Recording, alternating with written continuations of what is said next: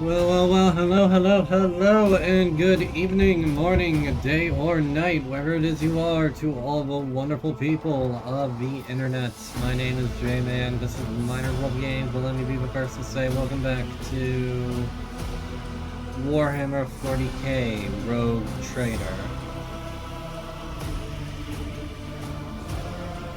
We're back on the Tuesday-Thursday schedule for now. Depending on how things go, I might try and stream on Friday. It's all just open in the air, especially now that we're getting closer to the holidays. Well, not even close, the holidays are right around the corner. But welcome back. I hope you're all having a good week. Tomorrow's hump day, so we're midway through it.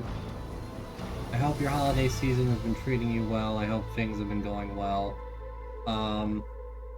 I'm doing great. I've been wanting to get back to this as soon as possible. And now we're here. So, where we last left off, we began our journey as the one and only Emmerich Callicus, a void-born human of the 41st millennium, born to a noble family aboard a constantly traveling armada of ships.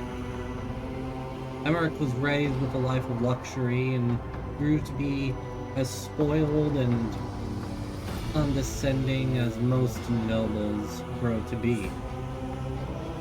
However, he did possess an acumen for great intellect, and was recruited into the Imperial Naval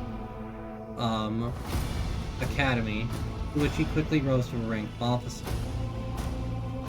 Years of service netted him much notoriety and fame. Well, all that changed when he grew overconfident and was wound up a prisoner of a group of brutal pirate folk, in which he was subjected to horrible tortures and witnessed horrible things done to his crew, the crew that was he swore to protect. Well, he came out of it alive. He came out of it changed. Gone was the posh, haughty noble, whose painting depicts him fat and callous. In its place was someone whose eyes had been opened to the greater suffering within the galaxy. The threats, the dangers, and that the responsibility of power is to protect those under you, by any means necessary. Something he would try and do to the best of his ability. When possible, he would try and save people. But this is Warhammer. And people dying is not a possibility, it is a certainty. And his world was turned upside down when he was approached by von Valancius, a rogue trader dynasty that he was revealed to have had distant relations to, but enough of a relation to set him up as heir to the dynasty and the rogue trader title. Crew was sabotaged by the Master Whispers, Humrag. We have become the stewards and custodians of his might and majesty in its 28,000 residents. Lady von Valancius has been murdered, and we find ourselves stranded in the Coronis Expanse, without a tech priest, and for a time without a navigator. something we were able to mitigate. If a Navigator guild split between two houses, and by the end of which both were dead. A final gift being the Navigator, and the Navigator being someone we are is entirely on us to protect. So, with that lengthy recap done, we're gonna go ahead and load right in. Sorry, but I get really into this, and I wanted to give a good recap just for my sake and for y'all's sake as well, because it has been a minute. In addition, now, our next course of action is to follow up... No, I didn't visit all the systems. Is to follow up on a distress beacon coming from the small planet of Rykard Minoris. We should have raced to answer it immediately, but our positioning placed us right next to the Navigator Guild, and the need for a Navigator outpaced anything else.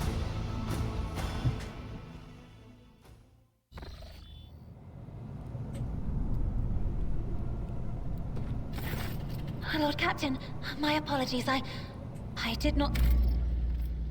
Huh. Oh, I forgot the manual save. Okay. Alright, well, we're gonna have to go over this again, that's fine. We'll just go back from...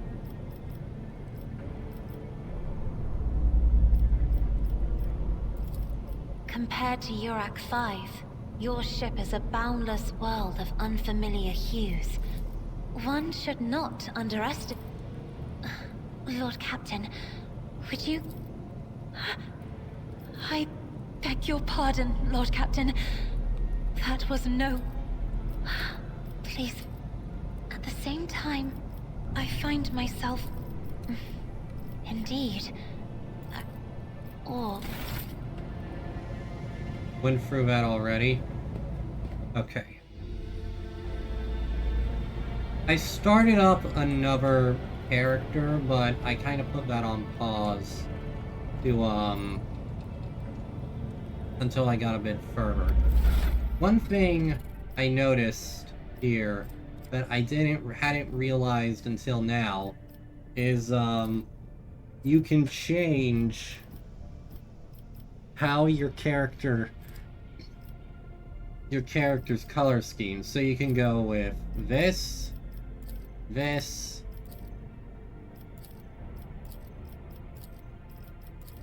and change things up quite a bit if you like.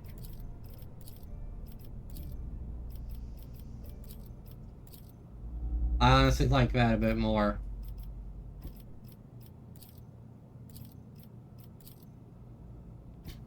But, yeah, we have quite a bit of stuff we need to sort through.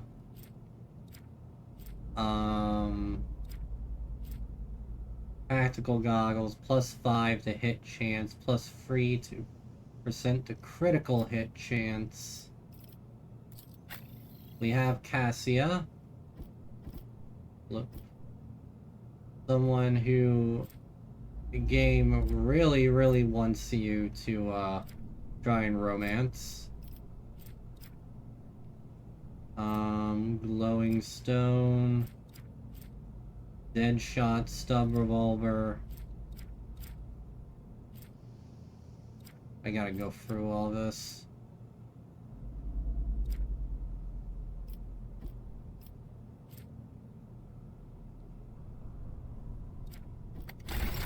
Alright.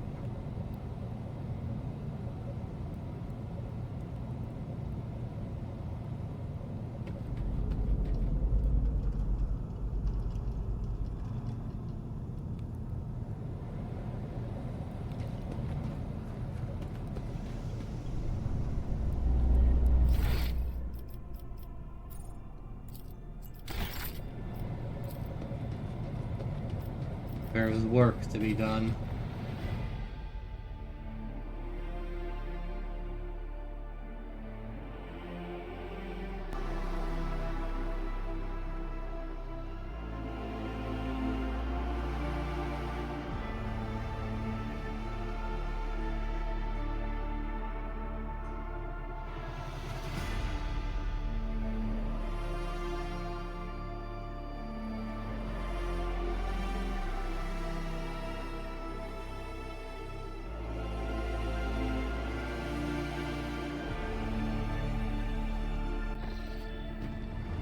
Greetings, Lord Captain. At ease.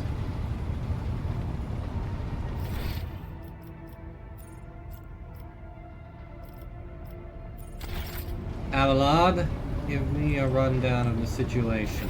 Lord Captain. There's nothing new to discuss, I see.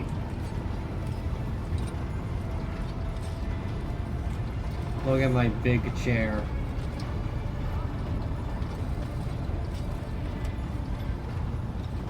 Assia, Master Helmsman.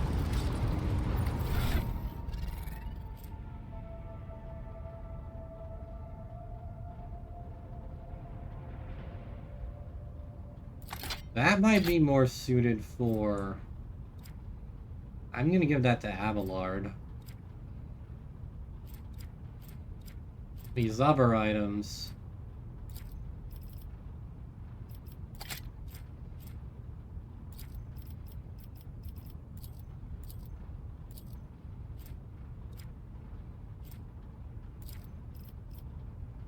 I guess I missed out on using these things now.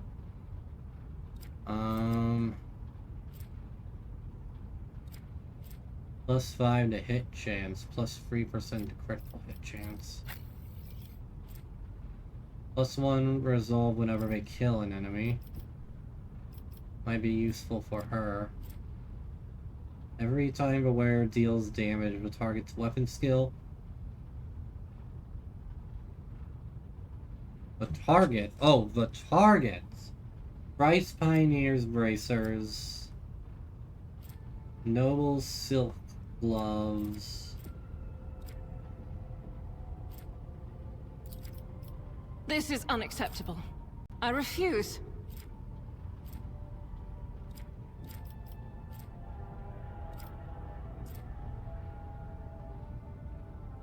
Black chestplate plus 5. Player gains plus 10 coercion.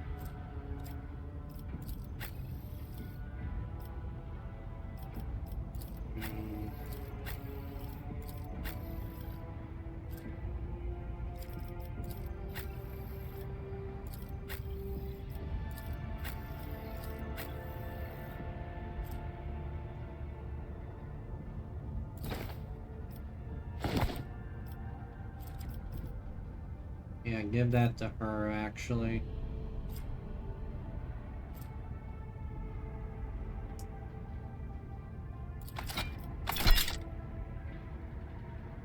Huh.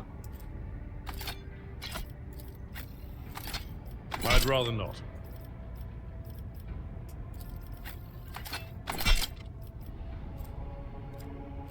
Let's see.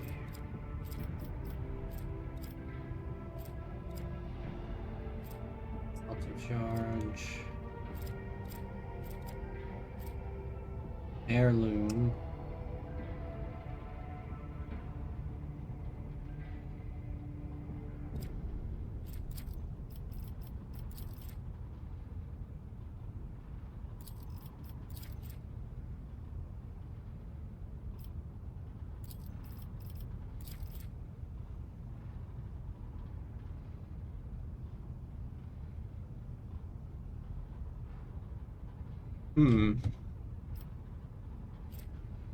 A Toby pattern.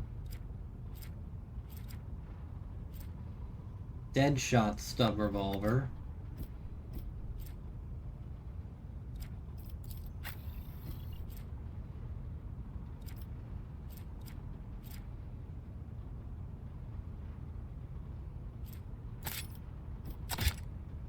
This might work better for him since he'll be a He'll be a close-range powerhouse.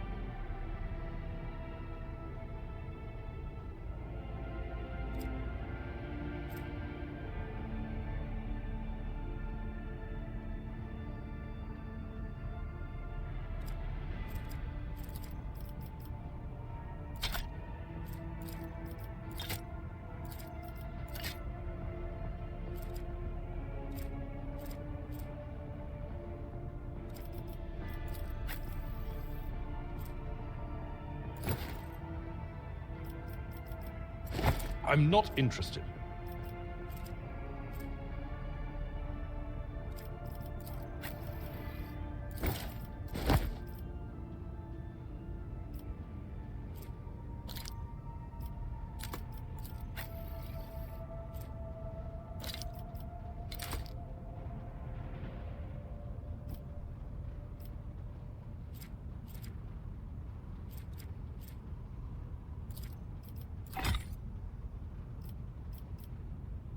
I'll sort out all that other crap later.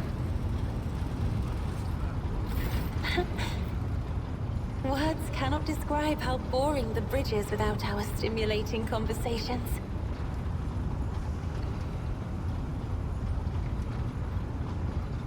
Tell me, my lady. About yourself. In all this hullabaloo, we have not had the chance to properly discuss matters. I am a part of House Orselio, an ancient dynasty of the Navis nobility. Since time immemorial, our family has served to advance knowledge, pushing at the boundaries of the dark unknown.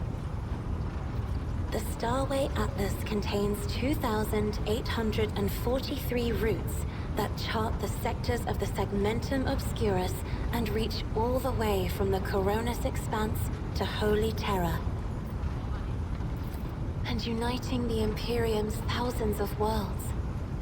House Orselio is bound by commercial pacts to houses Galeatis, Ortina, Drotus, and... There is a dark blue knot tightening on your neck, Lord Captain. I can see my reply is not satisfying your thirst for knowledge. What is it you desire to hear exactly? Cassia hesitates. Allow me to ask you a few personal questions. You have my permission, Lord Captain. What does it feel like to guide a vessel through a warp? It may be difficult to describe. You see, every navigator perceives the warp differently. Really? My mentor, Great Regent Elronto, always described his travels through the Immaterium as a journey through a vast wood with countless paths. And I, assisting him in the first voyages, futilely tried to follow his example. But the wood would not reveal itself to me.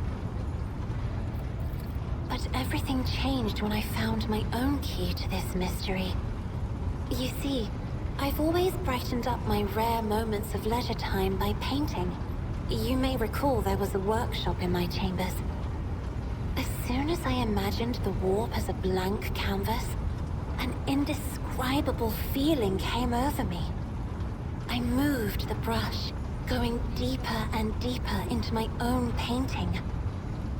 Visions were hidden within the vibrant colors of my palette, and something inside me knew which should be brought out and which should be left behind. I woke up several days later, after the voyage was safely complete. I've noticed that love of painting as well is reflected in your speech. You associate many images with hues and colors. The Emperor graced me with a gift. I can see inner life in addition to the mundane. You cannot know that a fruit has rotten from the inside until a blade slices it in two. I can see the rot from far away. It roils like swamp mud, oozing through the bright peel. Anger and boredom, sadness and joy. Everything that people shut away inside themselves is revealed to me like colors on the canvas of my world. That can make a good way to sort out corruption.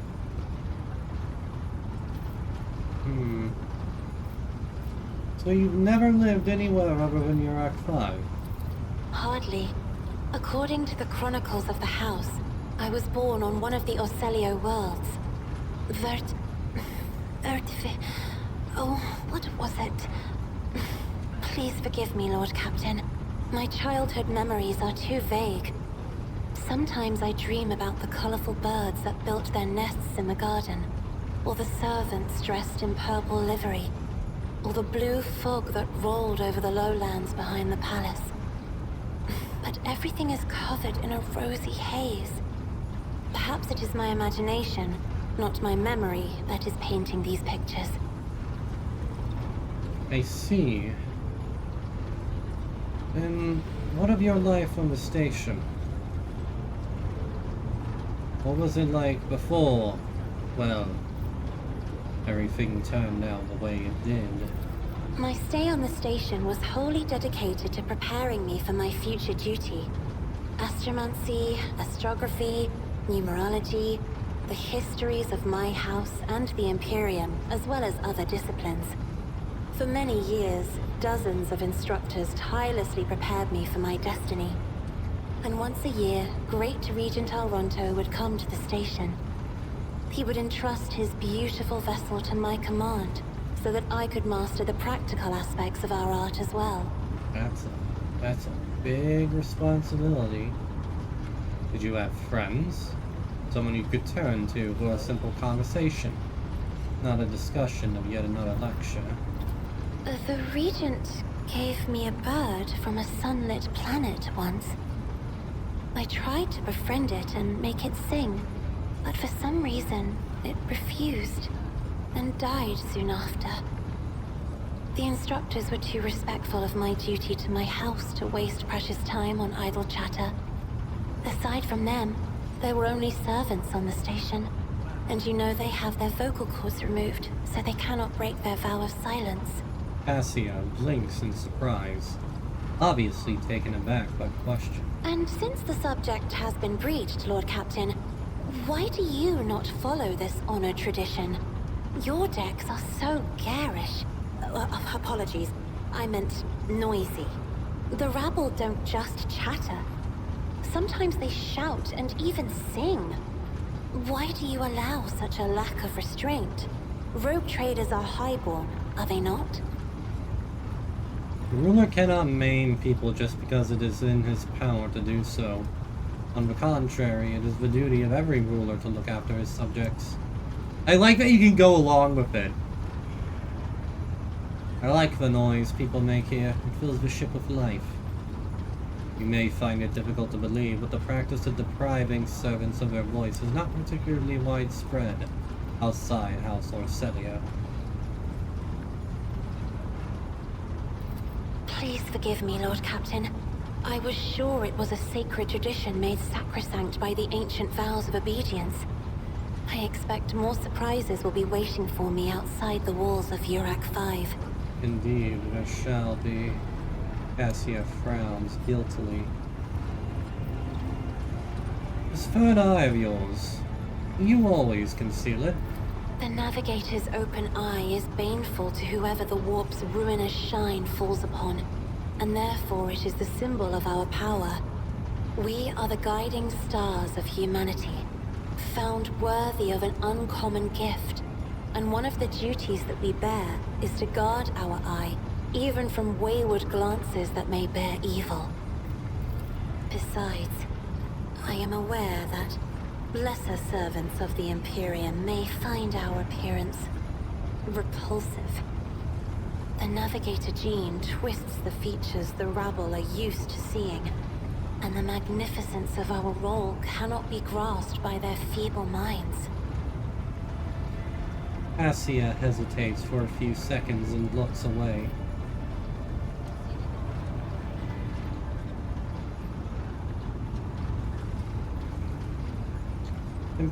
Compared to your contemporaries and numerous other mutants I've seen in my time, you could easily pass for an abhuman of some type.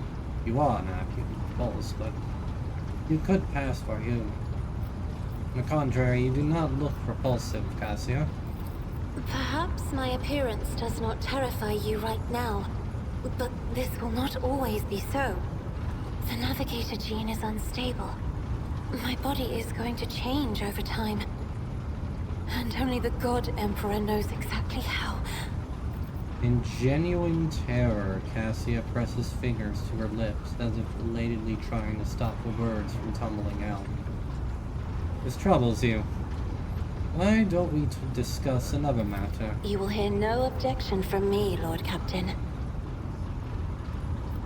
Tell me more of House Orcelio. As the only voice of our family on this vessel, it is an honor. As long as your questions are courteous, I will answer every one of them. Is the Orcelio prophecy system named after your ancestor? I came across it in my records many a year ago. You are shrewd indeed. My ancestor charted that route while fleeing the enemies of humanity. They say the Emperor himself was his guide, because the warp expelled their vessel without a single loss. Unfortunately, the lips of those who relate this tale seep with disgusting green hubris. I think Colleen Orcelio was simply a skilled navigator. Cassia hesitates and then adds quietly.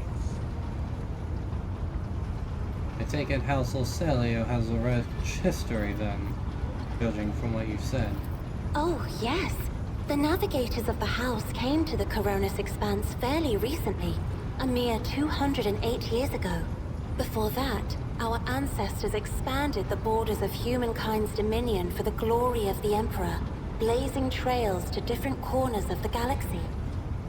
In Warhammer terms, 208 years ago is a very recently.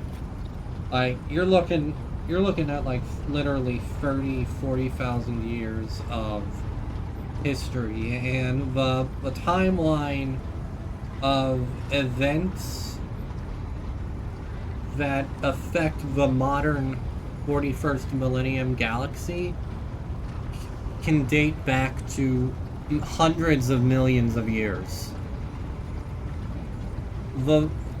Like the Necrons and the Eldar, their history dates back to even before the Imperium became a thing.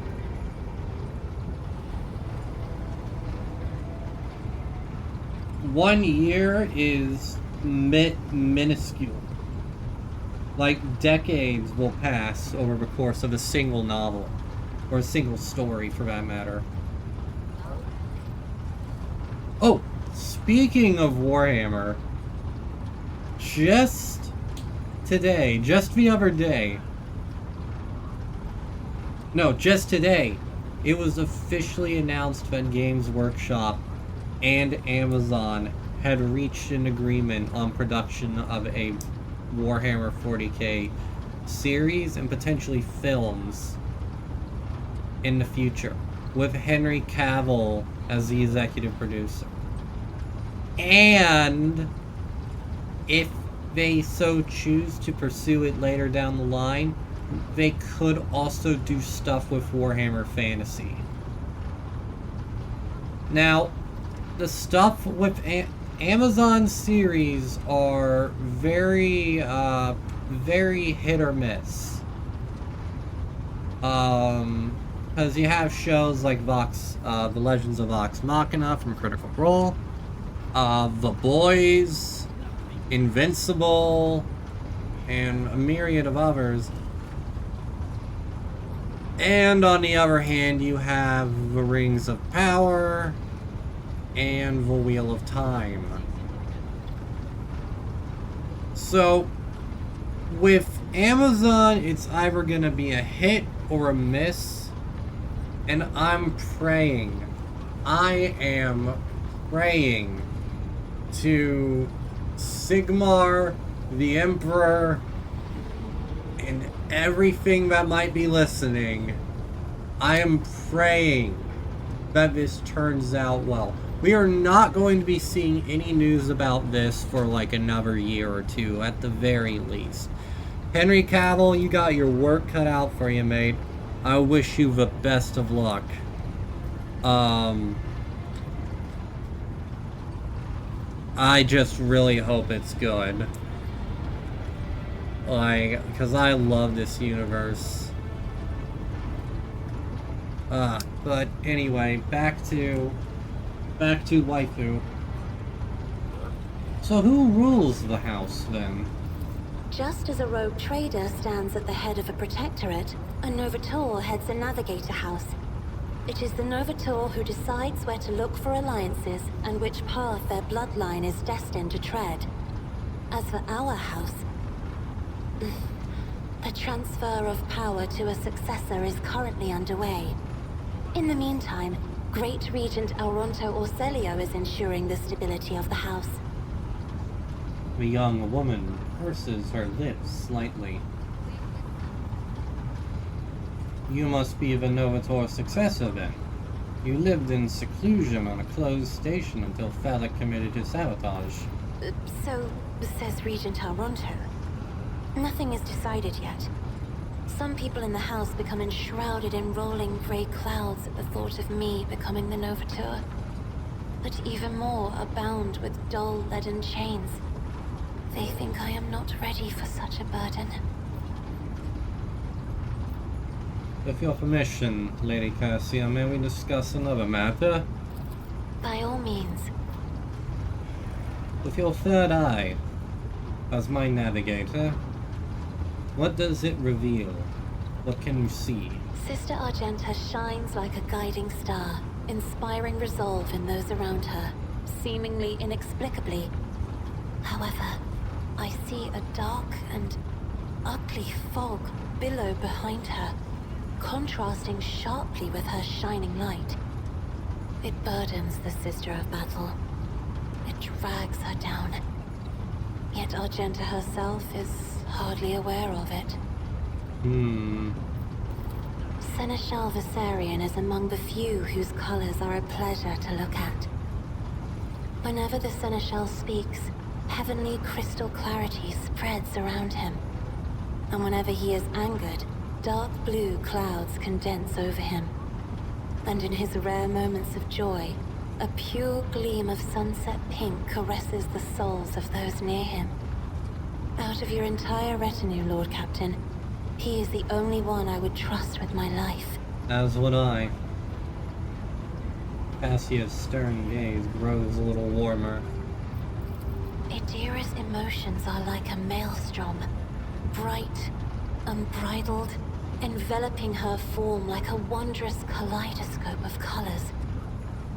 And as dangerous as a twisting warp storm. The riot of colors hides the truth from my eyes. What exactly is driving this woman? Is it her own will, or is it the Immaterium, Lord Captain? We will have to wait and see. Cassia hesitates. We will have to wait and see. Until then, my lady, this is where I must beg my leave. I have enjoyed your company. Thank you for the conversation. She's so sweet. I serve the Imperium and House Orselio. Argenta?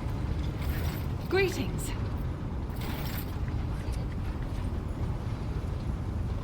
By the way, what I said last time was slightly about a sister in battle never falling to chaos. What I said was slightly wrong. It was, in fact, a sister in battle who did like willingly fall to Slanesh. Her name was Sabiel. It's in a Dark Horse comic anthology from like the early 2000s or something like that, or the 90s. And she was a sister of the Order of Our Martyred Lady. The chapter that Argenta is from. And in Angron's Arcs of Omen story, once he destroys that giant psychic beacon and obliterates the planet, it pretty much just sends this entire fleet and just these armies of sisters and Astartes and this entire splinter fleet of the Indominus Crusade into just a murderous rage, with many sisters going absolutely insane as well. Greetings. Gladly, there are none more faithful to the God Emperor than my sisters. We fight against his enemies by the will of the... Even the novices, the Adeptus Sororitas, are drawn from among the most worthy. Those who have taken the vows and become a full-fledged sister are the best of the best, tested by trials of body and spirit. Yes, there have been cases when a sister stumbled or showed weakness, but do not expect to hear a story of depravity or downfall from me. Each such occurrence is a great tragedy for us all. Light cannot bear the smallest speck of darkness within. And thus those who have trespassed or shown weakness of spirit are given a chance at redemption. They are called Sisters Repentia, and may the enemy tremble before her, for nothing can stop a sister of battle who yearns to be cleansed of fault and weakness. Wearing nothing but robes, no armor, eviscerator in hand, those sisters who have once faltered find repentance on the battlefield. Their lives are seldom long, but a death in the name of purgation is a better fate than to live with a shadow in one's soul. Repentia are utter berserkers.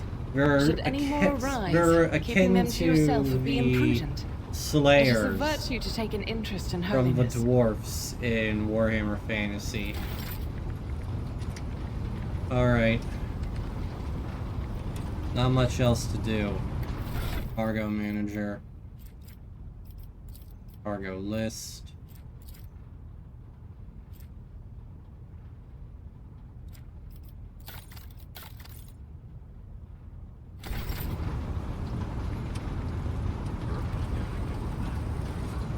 Alright.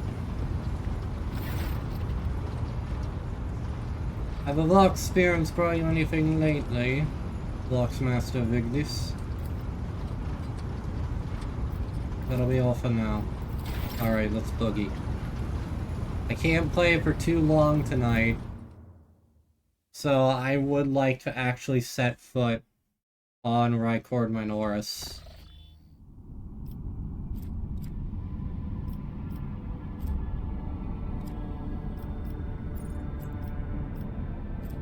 Or... no, not Rycord Minoris, the prison planetoid.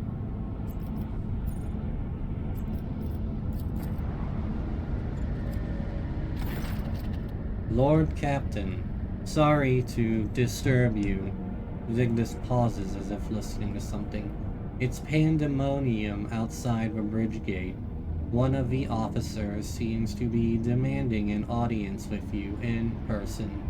I think I hear Master Wersarian's voice.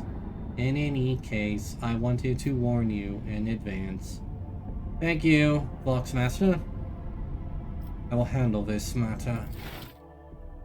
What now?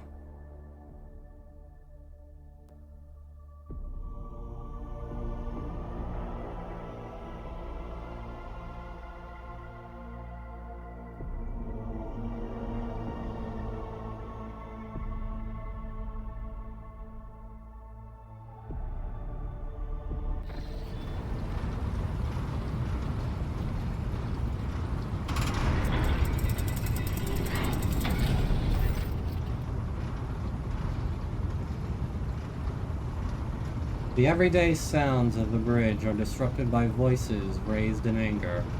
Abelard's voice the loudest of all. This is not the conduct of an officer. These are the antics of a highborn brat out on a lark. Explain yourself, Lieutenant. Avril Event. The young woman standing before Abelard strives with all her might not to quail under the onslaught of her superior's rage.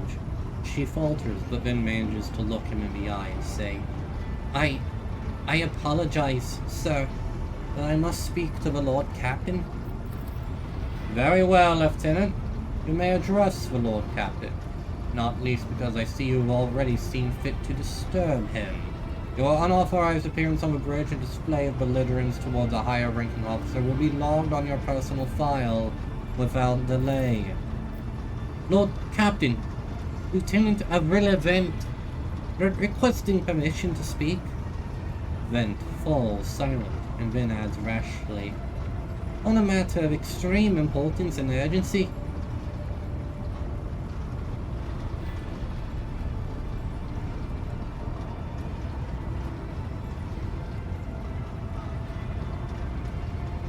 You may speak, but I want to hear a report, not a shouting match. Having two of my officers bickering in full view of a bridge is unacceptable. I am sorry, Lord Captain. I thought the drastic times called for drastic measures. Vent exclaims hotly. This matter cannot wait.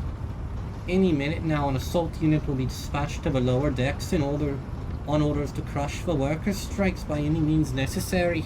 But I am convinced that this step is unwarranted, and that the crisis itself was provoked by the actions of one of the senior officers. Vent is almost trembling with tension as she delivers her speech, her face extremely pale. Abelard, in no hurry to intervene, lets out a skeptical huff.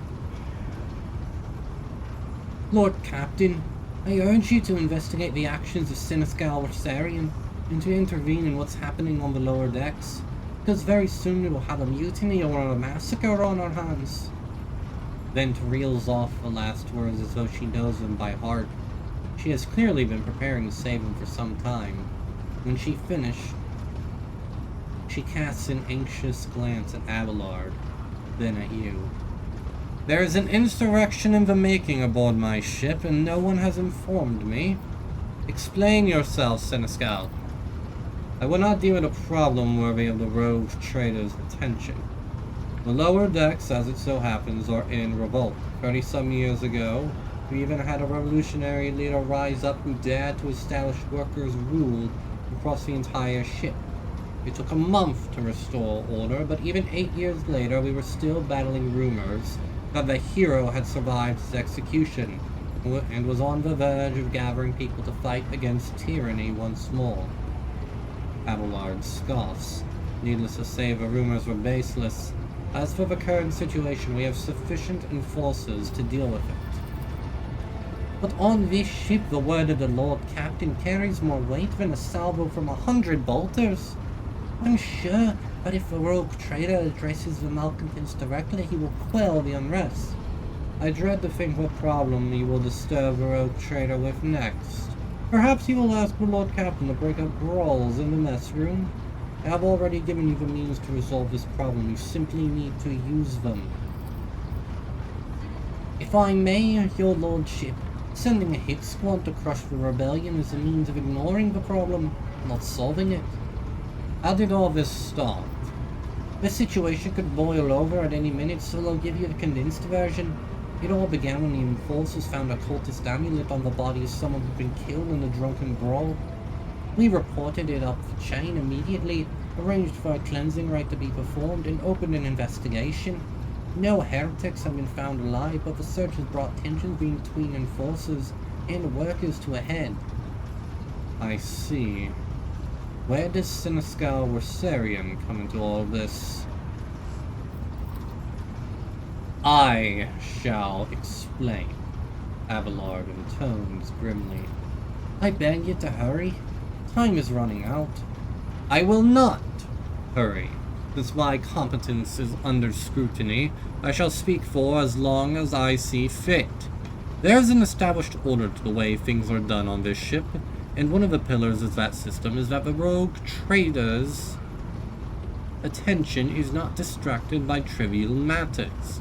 It is the Senescal's role to ensure that I have always handled internal problems myself. So, of course, when I received information about cultists hiding on the lower decks, I took the matter in hand.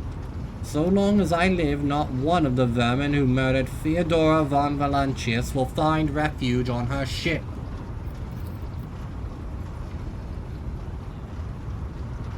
You were far too heavy-handed, Senescal Rosarian. Arrests, interrogations, mass punishments for entire sectors. It has driven the people to the brink, Vince says bitterly. Now there's a strike on the lower levels. In Depot 4, to be precise. 3 worker clans are involved. But many more are passively supporting them. This situation could degenerate into an all-out insurrection. But when I reported my concerns, the only response I received was an order to dispatch an assault squad and crush the strike with maximum force. What is Depot 4? Depot 4 is one of the poorest sectors on the lower decks. It is home to clans of general laborers. They are not as valuable to the ship as the families who have served its specialized systems for generations. They are an easily replaceable resource, and one which is now, more besides, giving succor to cultists and minions of the archenemy. Depot 4 is poor and troubled, but at worst that means drunken fights and illegal rotgut brewing. We have handled the workers on Depot 4 in the past. We would have done so again if the crackdown on Depot 4 hadn't been so harsh. And another important point to bear in mind, the problem is not limited to this sector. It is located on one of the most populated lower decks, and everything that happens there has a knock-on effect on all the neighboring sectors. Abelard, what do you have to say to all this? I see no need to add anything. I acted within the remit of my authority, guided exclusively by the best interests of your protectorate and your personal safety. If you wish to confirm the rectitude of my actions for yourself, I have no objections.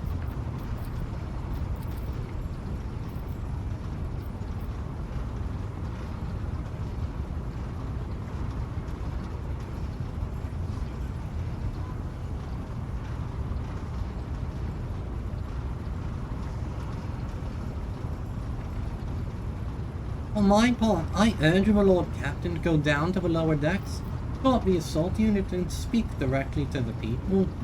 You will see that they are not lying or harboring heretics. That way, you'll stop the uprising before it begins. I've had enough. I will go down to the lower decks and deal with this problem personally. Praise the Emperor! Vent cannot contain her relief. Thank you, Lord Captain. Abelard grits his teeth slightly. An enterprise bordering on the sophomoric, but please yourself, Lord Captain. I categorically insist that I escort you. Oh, shit.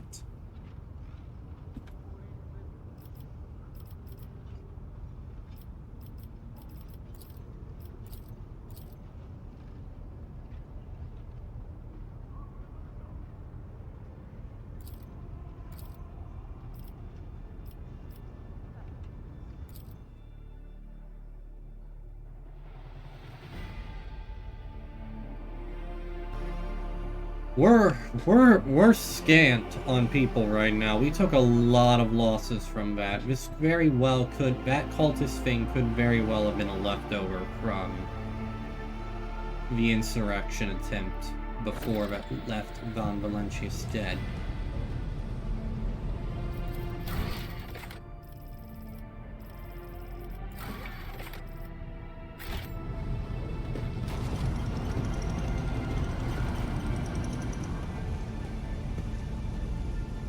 Hey, it's Viserion! Take that, scum! Look who it is! Abelard reflexively wipes Abelard reflexively wipes the sweat from his brow in a startlingly human gesture, and a telling one. A rare moment where he allows his age and weariness to show through his armor-like veneer of self-assurance.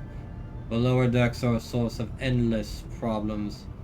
Sometimes I dearly regret that we cannot replace all the locals as servitors. People dare to disrespect a senior officer. We would not have the chance to express such disrespect if we were not here, and if the situation had been dealt with by the relevant officers. Abelard grimaces. It is a junior officer's worst failing to pass problems up the chain of command. I have never been able to abide it. I shall say it again, it was a mistake to come here on Lieutenant Vent's whim, Lord Captain. I must admit that the Lieutenant is by no means the worst material for an officer, Abelard adds peevishly. But in the name of terror, the girl is the same age as my eldest great-granddaughter, and she has the gall to tell me how to manage the lower decks and hunt down cultists.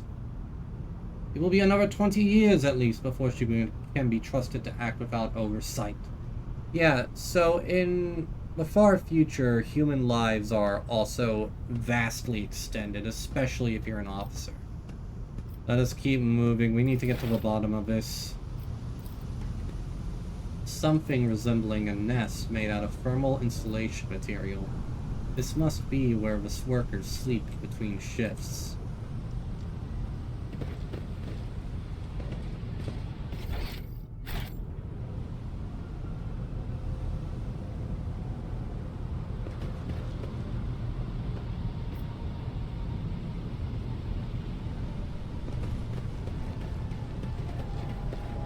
It's about time. Greetings, your graces.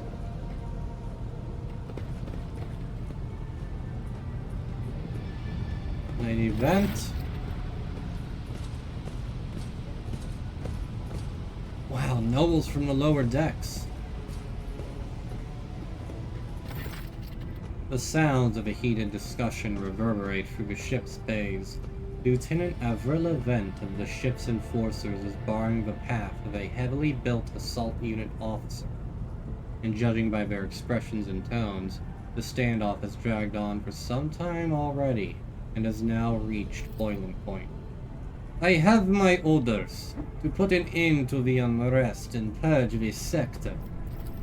You can take your orders and shove them. This is my deck and my sector.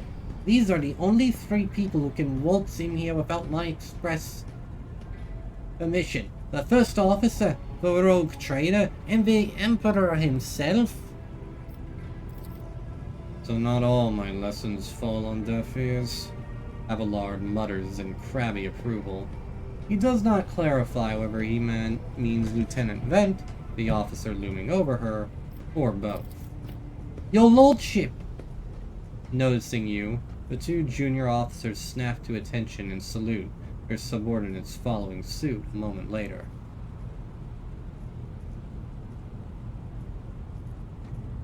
What is the situation? Your lordship, my people have locked down the bay where the strikers are, including their leaders. We have the situation under control as far as resources allow. We encountered some locals on our way here. Their conduct was outrageous. They even tried to throw things at us. Then paled slightly. The people are getting desperate, clearly. I saw the assault unit and they decided they had nothing left to lose. I mean, I apologize, Lord Captain. It is outrageous. I'm sure the people simply didn't recognize you. It wouldn't have occurred otherwise. We will deal with them once the current situation is resolved. I wish to speak with the strikers. Abelard's mouth twists, but he restrains himself and says nothing. Right you are, Lord Captain. Allow me to wish you good luck. Hope gleams in Lieutenant Vent's eyes.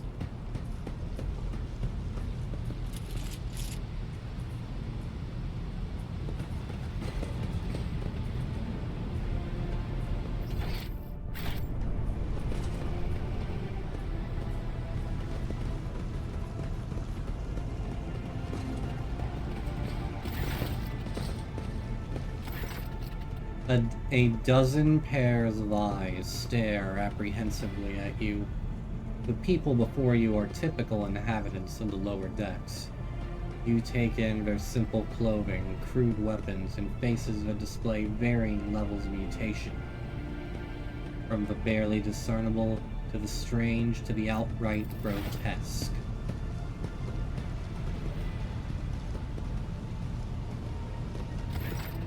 A whisper passes through the crowd, and you detect a mixture of fear, astonishment, and joy in their reactions. Finally, 3 people break away from the crowd, an elderly woman and 2 men. These must be the leaders. They bow clumsily before you. Lord Captain, you have come down to us. Tell me what is troubling you. Why are you striking? Striking? That's news to us, your lordship, says a tall, thin man in worker's garb. All we're doing is asking questions, saying what we think. Shut up, Rivet, snaps the old woman, who turns her hostile, dark eyes on you. Here's the deal, your lordship. Your damned enforcers are all over us down here. They say they're looking for cultists. One wrong word and they're reaching for their batons. If they want to punish someone, they turn off the heating to whole bays for a week at a time, so we get sick and freeze. In my clan, 2 little ones died from inflammation in their lungs, all because of these enforcers.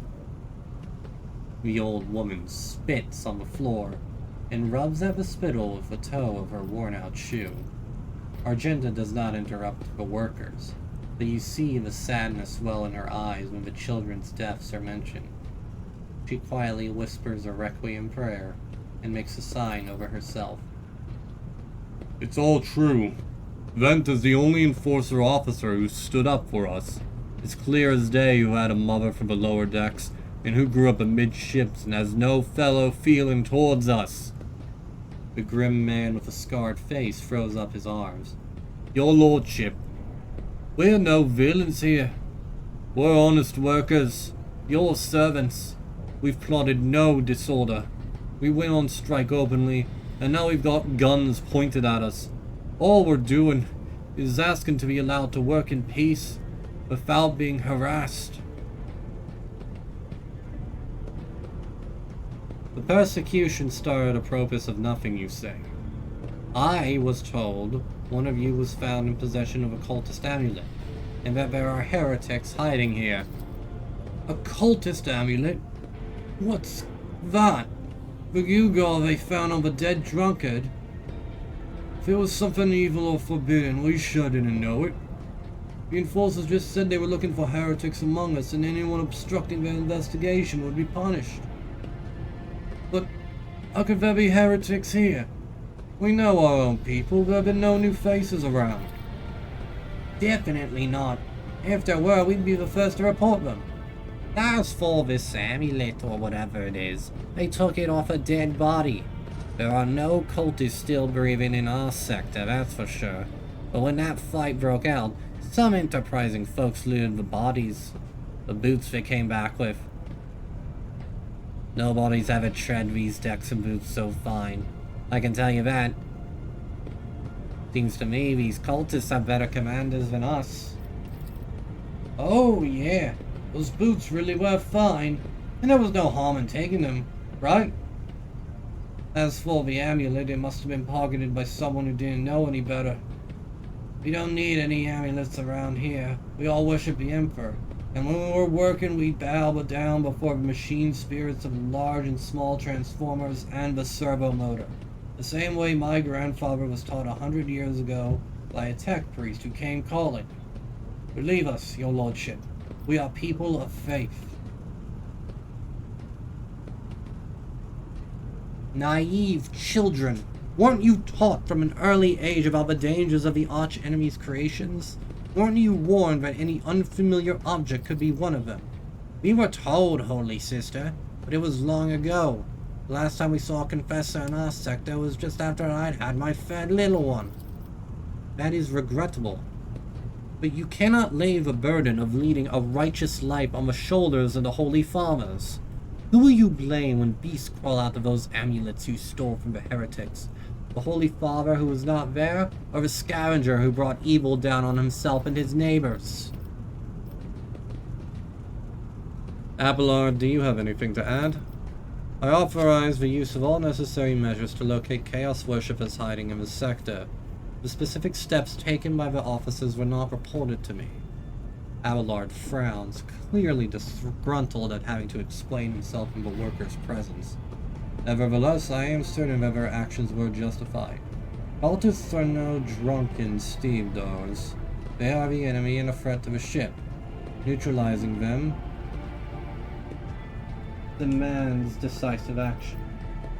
What changes do you want? Well, do you look at this? The exalted Lord Captain himself is asking us bilge rats what we want. Well, here's what. We want you to rein in your damned enforcers, to quit turning off the heat, and to stop battering everything that moves. No. That's not it.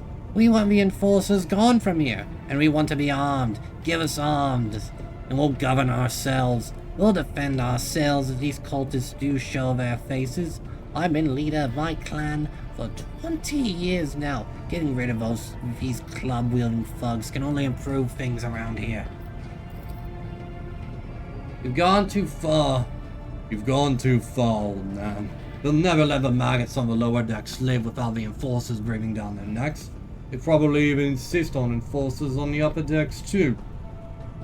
As for weapons, what do we need them for?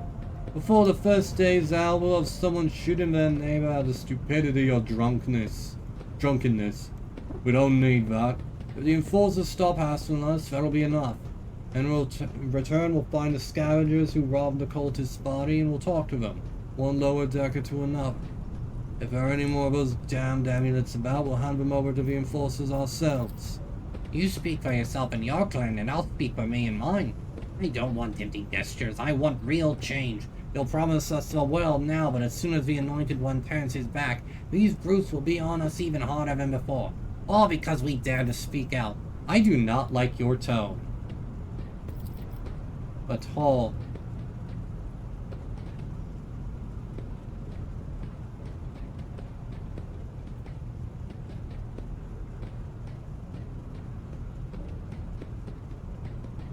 The tall worker's eyes dart between the two arguing leaders. Every few seconds he opens his mouth as if planning to agree, but each time he falls silent, simply making a few vague noises of approval. Rivet is going to go with whoever has the most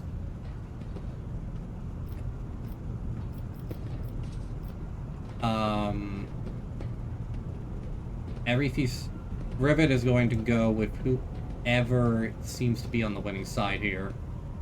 Old Nan is too extreme. Stager's got the right idea. Spreading anarchy on the ship is the first step towards embracing chaos. Putting weapons into untrained hands would be even worse. What's more, the enforcers are needed to maintain oversight and order. Withdraw these demands, and we will consider the rest. Thoughts, Abelard? The story about going scavenging for boots and accidentally picking up a heretical amulet doesn't convince me. These people were moments away from rebelling and, possibly, becoming minions of the arch-enemy. We must not give them what they want, even if they did acquire something innocently. Purely out of their own stupidity, that does not mean they are not tainted with corruption. What begins as petty thievery can turn into a far graver problem. I have seen it before. Abelard's face darkens momentarily. In my second war, there was a sergeant in the Imperial Guard regiment that was stationed nearby. The sergeant took an ordinary pocket knife from the body of a heretic, and his whole unit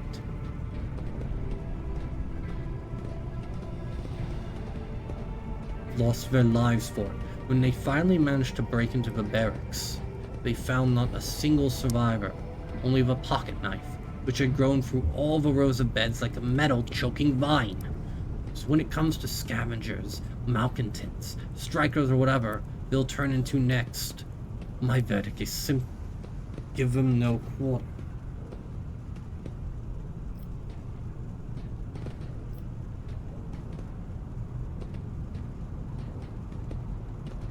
Not everything is black and white.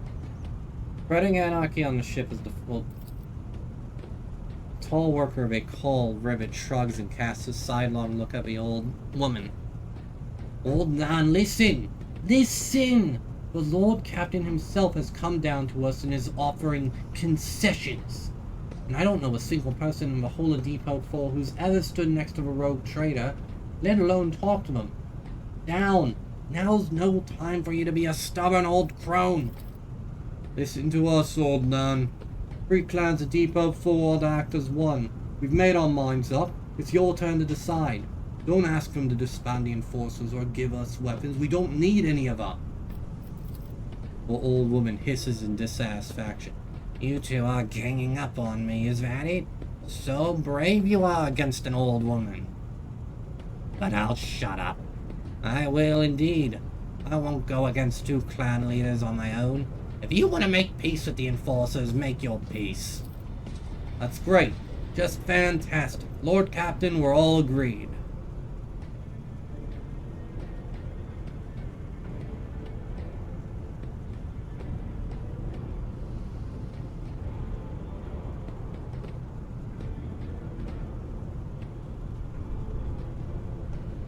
Then it is decided. The persecution will stop, and I will expect you to assist in locating any remaining amulets or weapons left by the cultists and handing them over to the gods immediately. If this becomes do not, literally, do not make me come back down here. Your lordship, thank you. You have not abandoned us lower deckers. You came yourself and settled everything. I'll tell my grandchildren about this. Of course, your lordship. We'll loot out any nasty business faster than the enforcers, and we'll leave no stone unturned. Where's Vent?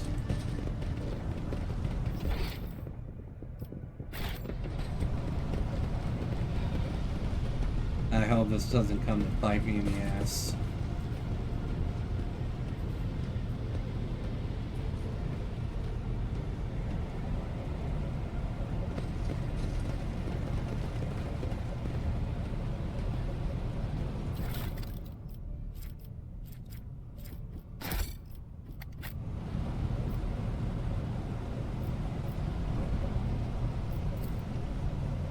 This page is where the start of each shift is marked. The last mark is missing. The workers went on strike. The heat sink warms the air around it to a scorching temperature. This is the warmest part of the bay. The workers have even dragged deck chairs here. It's an entire city within a ship.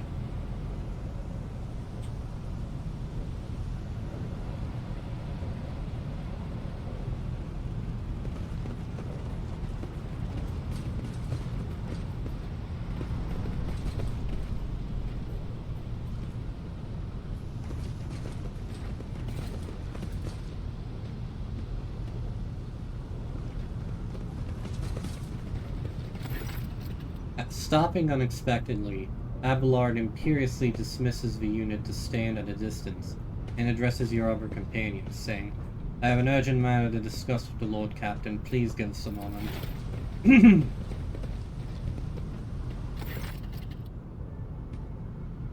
Abelard looks at you, and his last vestiges of restraint vanish. Well, are you pleased with your investigation, Lord Captain? You kowtowed to the disloyal rabble. You believed their lies and showed them leniency. Next time the ship is attacked by cultists, that rabble will welcome them in with open arms and allow them to wreak whatever havoc they'd like, because they see you as a weak leader. Is that how you see your future at the helm of the Von Valancius Protectorate?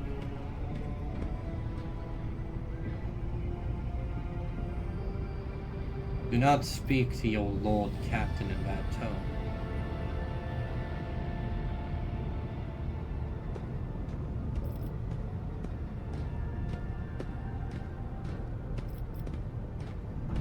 There is some truth to your criticism, Abelard. I should say so. Abelard heaves a sigh, but he visibly relaxed. Simply needed to trust me. I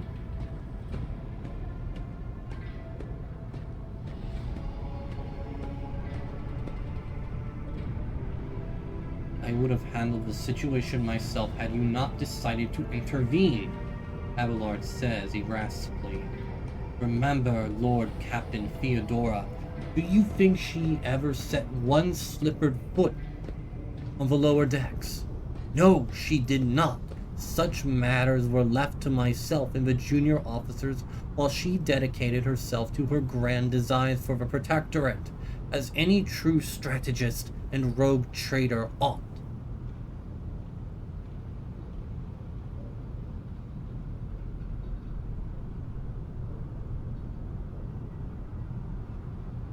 Maybe if Theodora had spent more time on trifling matters, she wouldn't have wound up dead.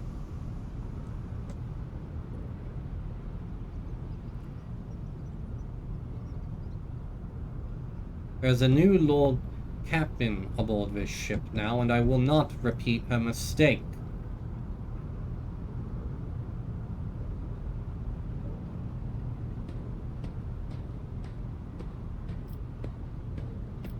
I would be only too willing to trust in and not fill my head. But the situation... Give me a reason. Right now I don't... Maybe if Theodora hadn't spent more time on trifling matters, she wouldn't have wound up dead. Abelard looks at you. Abelard looks at you, stunned, and exhales loudly. Then he nods curtly. I commend your decisiveness, but I am uncomfortable with introducing new protocols in the midst of a crisis. And Abelard stands straight at attention. I lost my temper, Lord Captain, and I believe I ought to explain myself. Abelard speaks slowly, the words not coming easily to him. The prosperity of the Von Valentius Protectorate is not just an empty phrase to me. I left the Imperial Navy for the chance to see it flourish. It was the most momentous decision of my life. I did it because I saw in Lord Captain Theodora's deeds the sign of true greatness. Rogue traders do not simply forge new routes and capture worlds. They create order out of anarchy. That creative impulse was entirely lacking during my time in the military. So I left behind everything I had known, everything my family had known. I come from a long line of officers, and I embarked upon this incredibly reckless venture. Lord Captain Theodora entrusted me with all the concerns she had no time for. She would go off on her flagship for long periods to distant frontiers, on scouting voyages, and the advancement of the entire Protectorate rested on my shoulders. And then, suddenly, everything that had been built over years and years began to quake, rattling like a flimsy hanger on a seismically active world.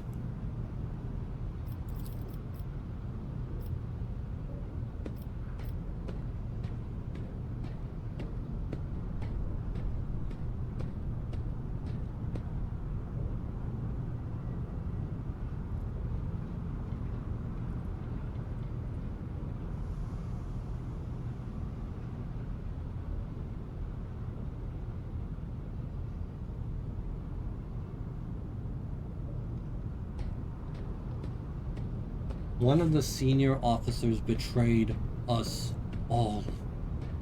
The Lord, the rogue traitor, was killed, and who knows what is happening on the planets. I tell you this honestly, without fear of appearing weak. All this has come as a grievous blow to me. I am not panicking or grieving because I cannot allow myself to panic or grieve. I am duty bound to aid the new rogue trader, to aid you, to find your footing as quickly as possible. And to do that, I must insulate you from problems that in the past have been dealt with by tried and tested procedures set out in the ship's regulations. Procedures that were established long ago and have functioned smoothly for decades cannot suddenly be deemed excess to requirements.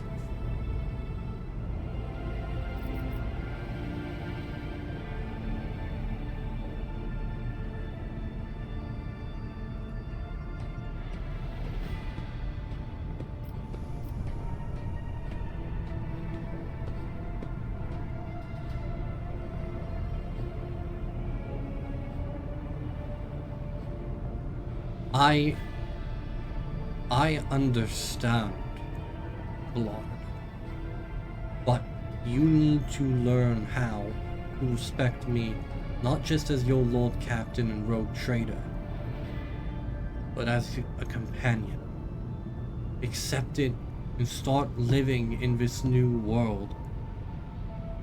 A world where Theodora is gone. She is gone, Abelard, and there is nothing we can do about that. And I am so very sorry about your loss. I knew her for only a few hours, and you have known her for decades. And she was unjustly killed by the archenemy. I will see justice done. And I will see this legacy that I have been entrusted carried on for as long as I draw breath. You can rest assured of that. But I need you to accept this and realize that we are living in a new world. A world where she is gone and where you and I have new decisions that need to be made. Things have changed, Abelard. This is not the same ship it was a few days ago. We have lost many. Our officer corps is gutted. We lack a ship seer, and we have only a temporary navigator. I need you for this.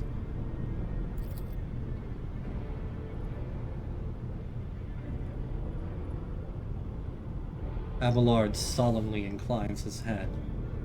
Yes, Lord Captain. After a moment's silence, he adds, looking at you with interest, your resolve is admirable, and demonstrates strong leadership. I shall remember this moment, should my old habits ever begin to creep back in. And now, please, let us leave the lower decks. If the rogue trader desires to stretch his legs, there are far more suitable places.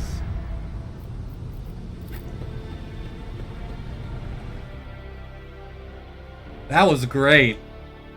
I really felt like I straddled the line there. There's no way in hell I was ever going to arm the lower decks. That's an insurrection waiting to happen. So giving them a slight bit of autonomy, going down there myself, answering their questions.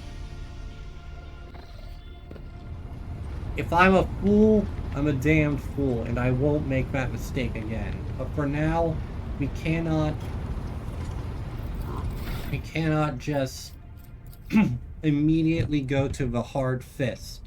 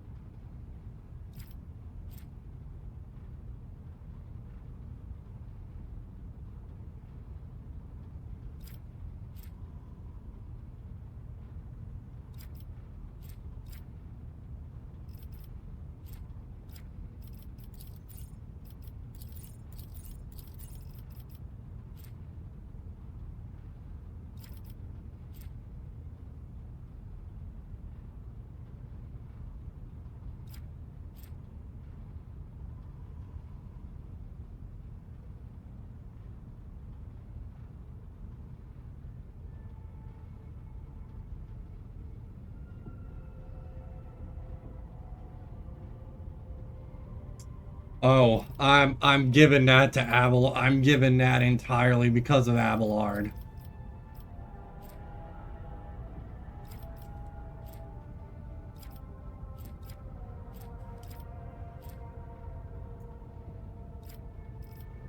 Las weapon attacks. Perfect timing. Do not falter, be smart.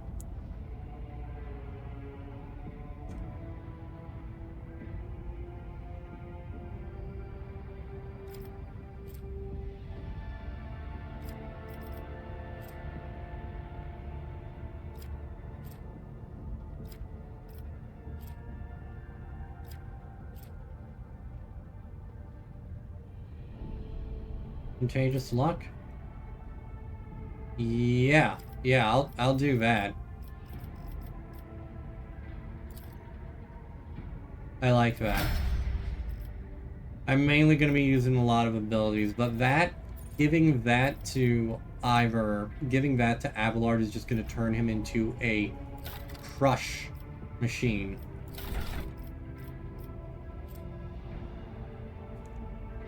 Believe in the holiness and infallibility of the laws of the Imperium.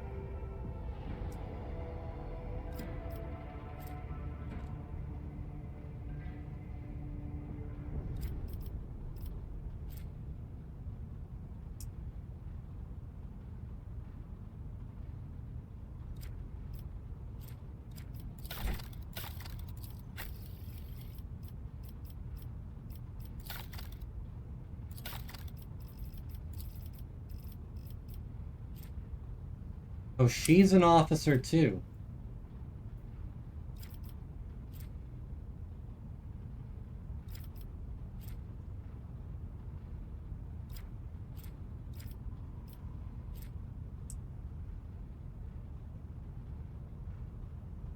Reveal the light, glimpse of fate.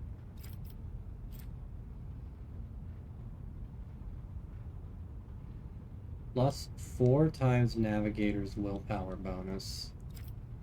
What is her willpower? 4 times 6 is... Oh, that's really sexy. Until the end of combat. Oh, that's really good. Within a 12... So, plus 4 times Navigator's willpower bonus to their willpower and toughness. So, she has a willpower bonus of plus 6. 4 times 6 is 24. That's a solid plus 24. Yeah, I'm gonna take that. And swift movements, combat masters, nimble.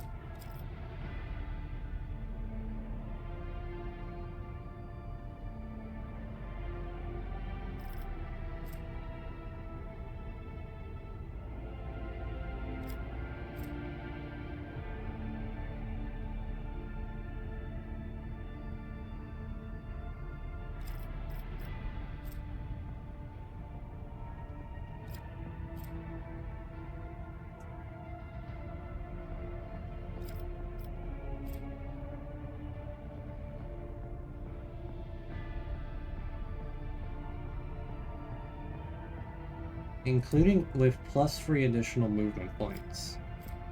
Allies were targeted by the Navigator's power gain plus 10% armor. This additional armor is reduced by the amount of plus 5 under my protection. Blinking stare, threads and careless ways. Range vitality.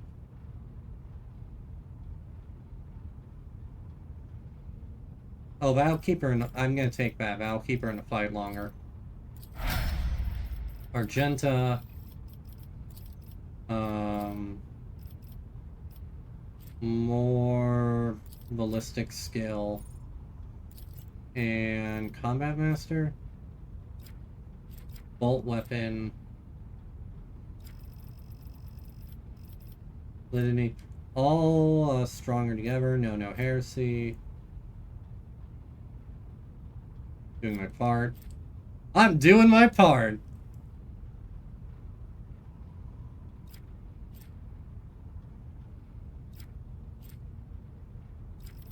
Shield of Faith. Litany of Hatred. Cleansing Faith.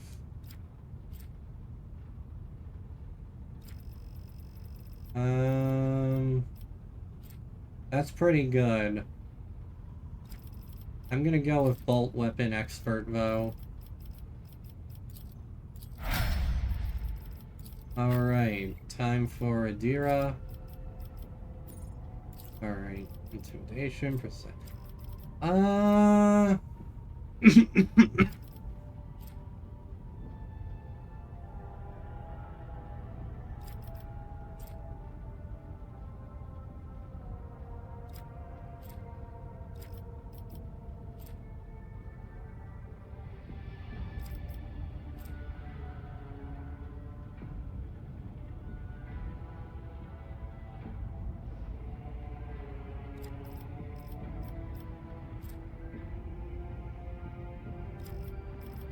Intimidation, foreboding.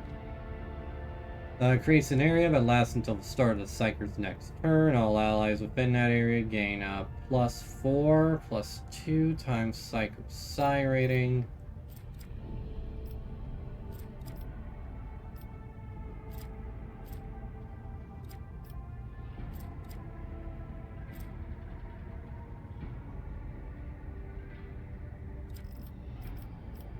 Prescience, 4 +2 times. Dominate. The -5 times Psi rating penalty.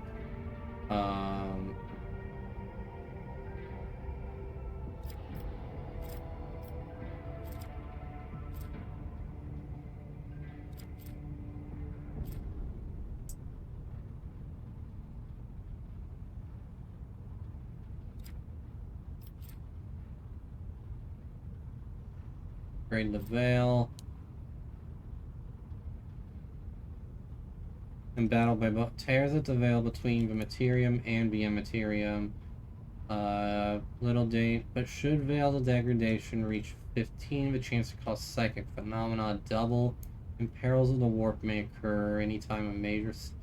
10... at this point, any major... Psychic Phenomena... Intruding into the thoughts of people around the Psyker, or causing omens and visions. Psychic phenomena reduced to or lowering or just causing bad luck. Psykers chances at sanction are halved instead, and a +1 to their side. Or even the dangerous phenomena may occur whenever Veil degradation reaches 15 and a major psychic power is activated. The chance of this happening is 10 plus Psi rating plus Veil degradation %. So that's a solid, already on its own, that's a 10% chance. Heralds of the Warp are dangerous to anyone in the vicinity. The Psyker, their manifestation can push away characters, damage villains, summon demons, that's not good. Fill the area with motive force charges, and much more. Yeah, if we summon a demon, that's really not good. Prescience, Dominate, Mind Bond, Sensory Deprivation, Telepathy, Pyromancy.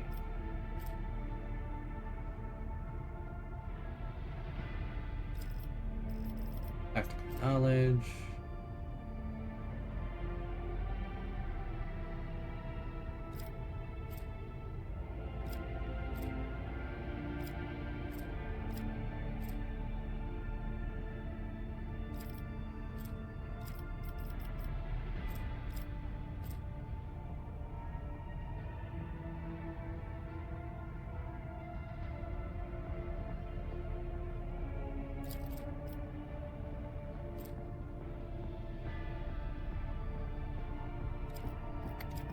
I'll go with Sensory Deprivation.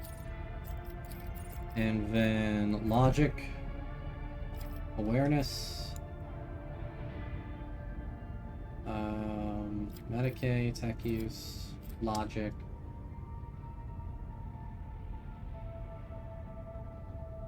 Awareness.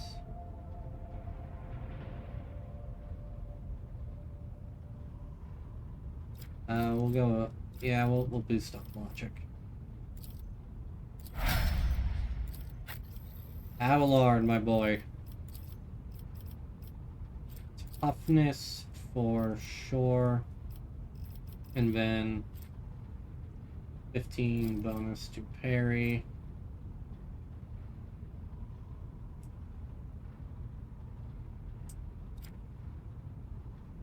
Chain weapon master. Swift movements.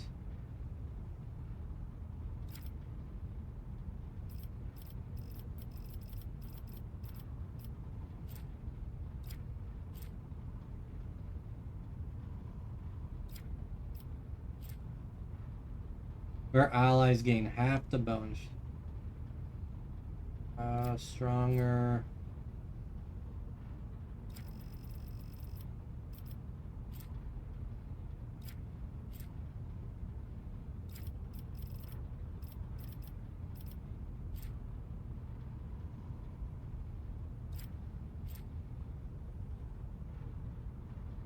Actually, giving him Combat Master is a really good idea. Because I can just bum rush him into a horde of, like, chaff enemies and, like, not have him go down. Alright.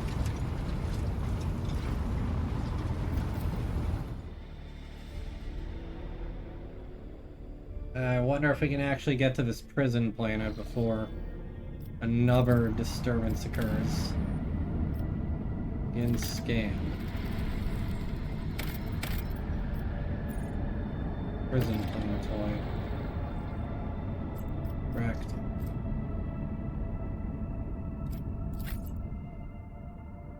Yep, we're bringing everybody on this bitch. That's Ricadiphilia, the prison planetoid. Alright, let's see what the situation is. Doubt it's good. Took too long to get here. If I'd gone here first, I bet it would be a different story.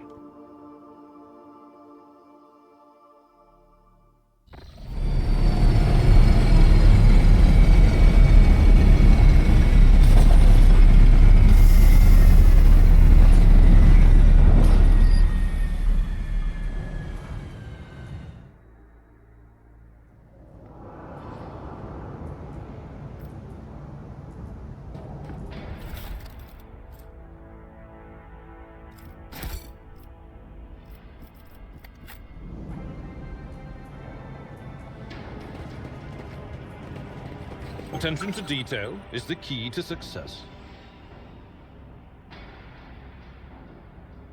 Oh, that's not good.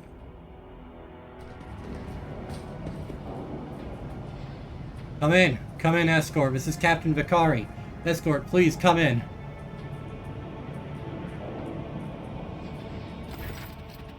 Pilot Raquel. The pale young woman looks at you with a mixture of hope and disbelief swirling in her eyes.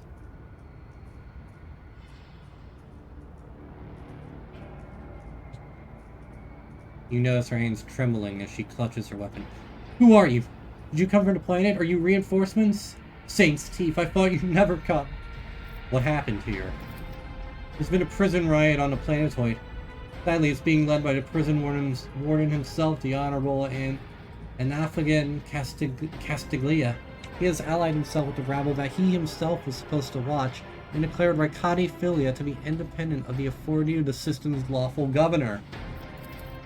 I came here as a shuttle pilot alongside the Honorable Avane Winterscale, son of Caligos Winterscale, rogue traitor, vanquisher of Xenos, forever triumphant over the enemies of humanity. She details, enunciating every word of her overlord's titles. Young Lord Winterscale wished to speak to the warden personally so he could put an end to his lawless treason. He and his escort went ahead and... She grows paler. I haven't been able to contact him over Vox for a very long time now. Avane. Vain, Abelard mutters, stroking his beard. One of his distant younger offspring, yes. That's as much as I know about him, which means he hasn't distinguished himself in any meaningful way. Yvain Winterscale has made several diplomatic visits to Urak 5 on behalf of his father, rogue trader Caligos Winterscale. The great region would not have granted entry to someone dishonorable, which means whatever happened in this terrible Malodorous place, we must aid this man of noble blood. Abelard, teach this riffraff the proper way of addressing her sovereign. Abelard glares at the woman, his brow furrowing. Officer, the person before you is Emmerich Calicus von Valentius, a rogue trader. Although you are, from what I gather, a subject of another dynasty, you would do well to introduce yourself to proper decorum. At once, sir!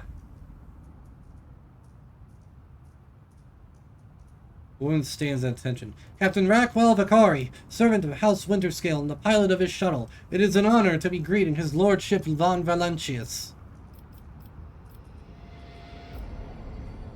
Rackwell Vicari, tell me, what can you tell me of this planetoid? The only settlement on Rakati Philia is a penal colony, for prisoners work in the mines and the domed quarries. They mine sulfur, ceram dust, and sand, which is then melted down. A rather nondescript place, or so it was prior to current events. You said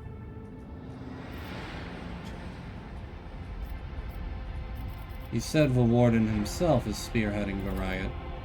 Yes, she bites her lip. No one expected this. Master Castiglia is a nobleman from a respected governor house, and a vassal to House Winterscale. All of a sudden, he proclaimed for Rakati Philia was now his personal domain, that the prisoners were his subjects, and that he would never bow to anyone again. It's pure heresy. And I take it we're looking forward to a diet of sand and gravel. What kind of madman would start a revolt on a barren rock? Why would young Master Winterscale have felt the need to parley with dissidents? She sighs quietly. It's a personal matter. Master Castiglia, the seditious warden, is Lord Yvain's childhood friend. When my lord heard of the riot, the news saddened him greatly, and so he rushed here without delay, in hopes of bringing his old friend to his senses, no doubt. The first Winterscale in my memory who prefers to talk first rather than shoot and slash. She smiles faintly. Young Lord Winterscale is not his father's shadow. If he is determined to save his friend, he won't back down. I pray to the throne that he is alive and well.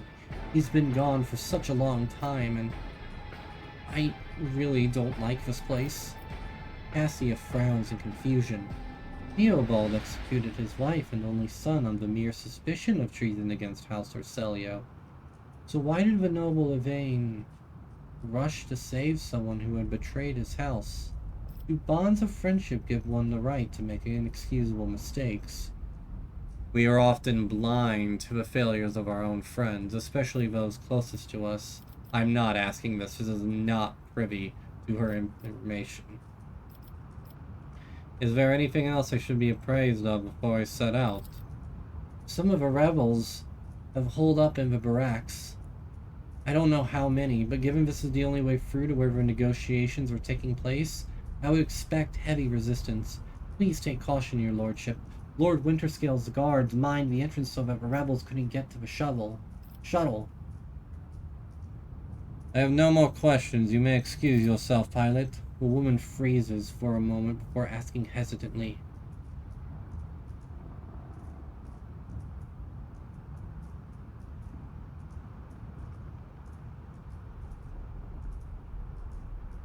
The woman freezes. Your lordship, if I may have a minute of your time, I wouldn't ever have dared to trouble you with a personal matter, but the situation. In any case, have you been to the capital of Rykad Minoris yet? I wanted to ask if you saw a man there, a communications officer by the name of Jasper. What is your relationship to this man? We are engaged, your lordship, she declares somewhat bashfully. I have not yet been to Rykad Minoris and know nothing of this officer's fate. That is a shame. May the Emperor keep that fool from harm. Thank you for your time, your lordship. She bows. You can tell by the desperation in her eyes that she is exhausted, frightened, and wishes to be off this planetoid as soon as possible.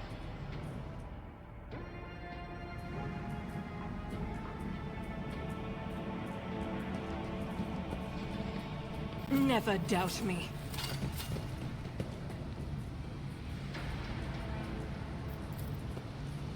This guard post has been vacant for a long time. There is a layer of dust on every surface.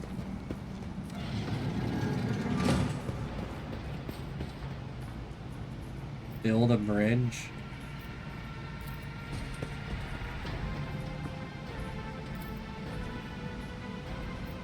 How the hell am I Oh, I gotta go on the other side. I won't tolerate weakness.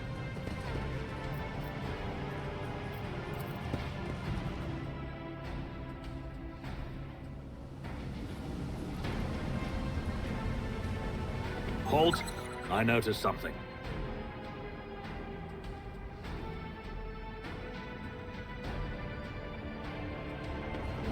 The future you Don't see run over the is trap, you without idiot! How can you trust your visions, Adira?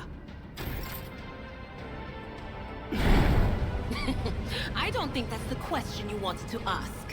What you wanted to ask was, how can others bring themselves to trust a despicable psycho like me? Face it, sister. Not everybody's as pig-headed as you are. Silence, both of you. The remains of a meal, one far too lavish for even a hive world, let alone a prison colony. A long string of names extends beneath the heading, top quarry workers of the cycle.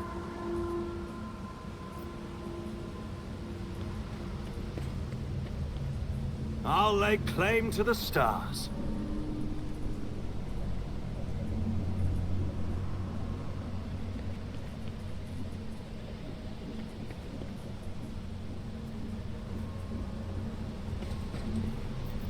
I tire of idleness. Let's move. I better myself through my service. Perhaps of typical prison food, repulsive to the senses. Venerable optimates, the best among us. The list is faded and the names are barely legible.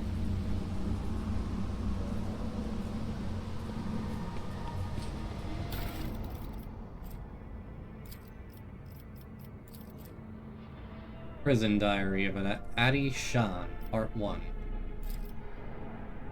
Rock shit. Why me? Why?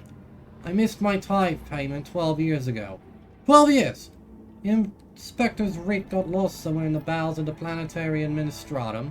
He was lying there this whole time, but we made sure to remember to tack on the fines every month.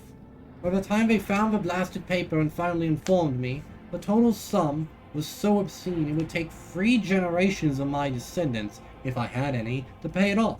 My fate was sealed. Trial, sentence, prison. All because of some daft rotter who shoved my paper in the wrong box. To be fair, I think I got off pretty easy. My bed in the barracks is about as hard as that slab of rockcrete I've got at home. Working in the quarry isn't much tougher than my old job. And the rules? Boy, take me, that old sod that governs Rykard my Norris is a bloody sadist by comparison. It's a strange old place. I haven't been beaten once yet. The guards bark orders all the time, but they never hit us. They also got this kind of inner circle of special chosen prisoners. The ultimatum, they call it. If you can get in, Emperor's my witness, you get an actual day off. They let you out of your cell and into the yard by the big barracks. And, I tell you what, they let you rest there and feed you better than whatever swill they're giving us in the canteen.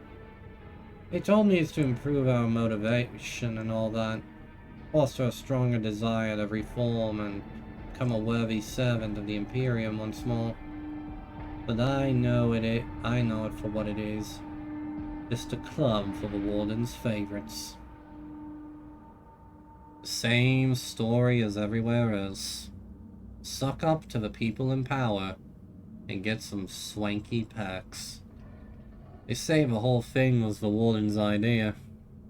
Funny man, our warden. He looks more noble than nobility itself. Tall, groomed, teeth even, eyes burning. Boots so polished you can see yourself when you move to lick 'em. But that nutter doesn't much want people licking his boots. Walks around looking like he's deep in thought, alright. Only a couple of guards at his size, and he sometimes, if you can believe it, talks to prisoners. "What's your name?" he asks them more quiet-like. "Why were you condemned? Do you feel remorse?" He never even yells at no one. Never orders to have him flogged. Instead, he doles rewards out to special ones. Keeps telling us things like how we should strive to make society believe in us again. Uh-huh. Whatever you say, Master Warden. Starting tomorrow, I'll be trying to join these optimates of yours. I'm stuck in here till the day I die, and that means no return to society for me. But, with the Emperor's help, I might just join the ranks of the local elite. Interesting. Interesting.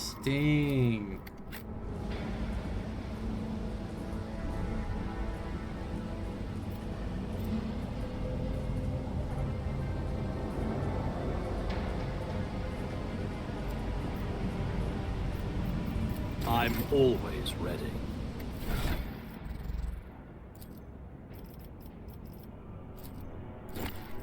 Not my specialty.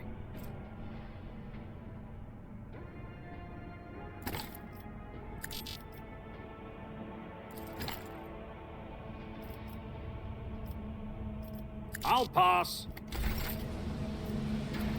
Join me in prayer.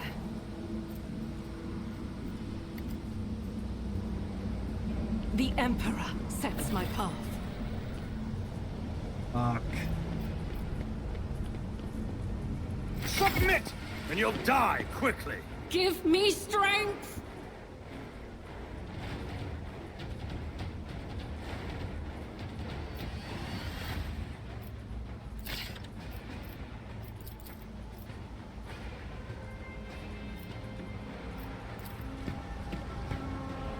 Oh, that ain't good. Yeah! Ow!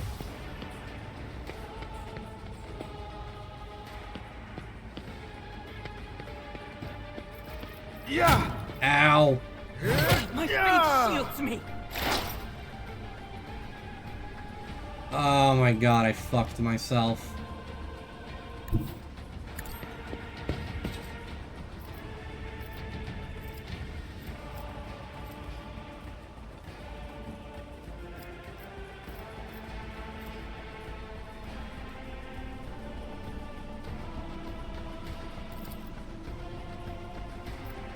Will do.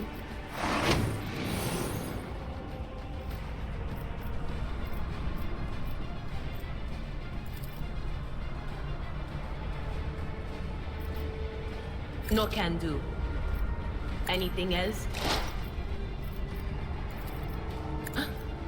Was that you? Or...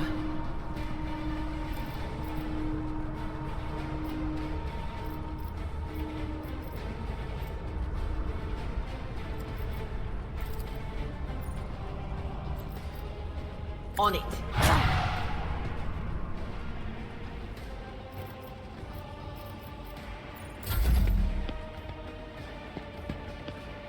Not injured. I'm enraged.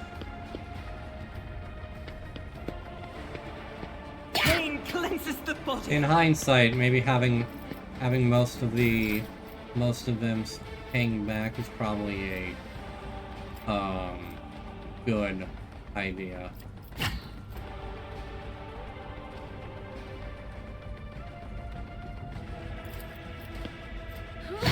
No,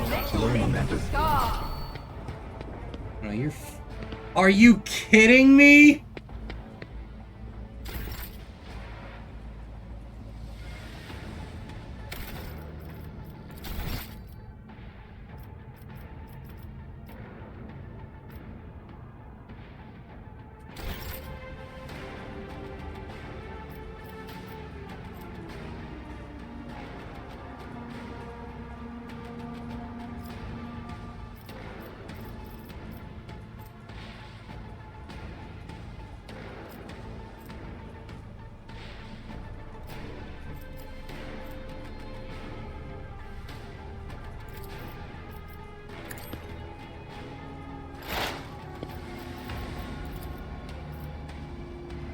Anything else?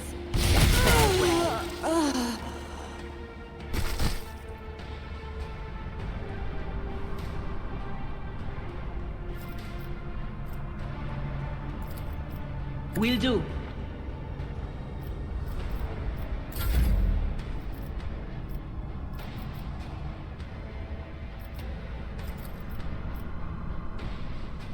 Absolutely not.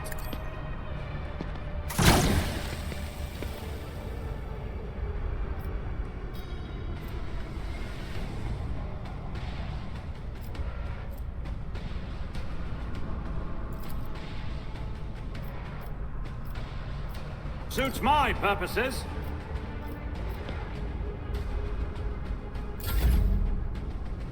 Abelard, destroy this man's balls.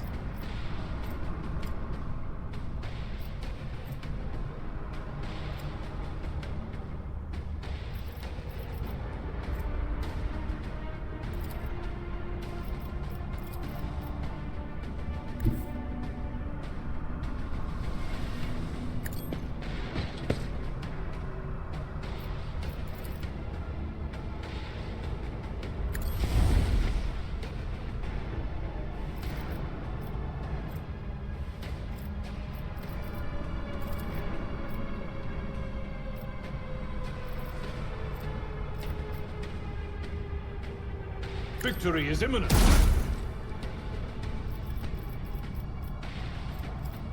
Indeed.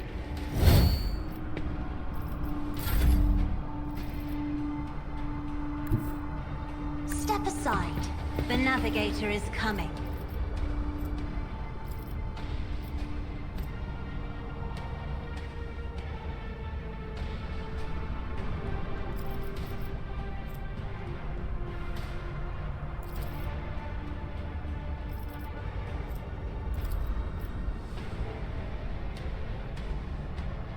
Isn't this a job for the serfs?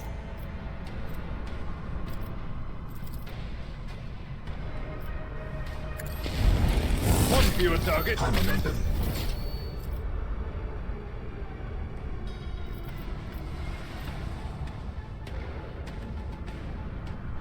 We'll rule the stars themselves. Follow my lead.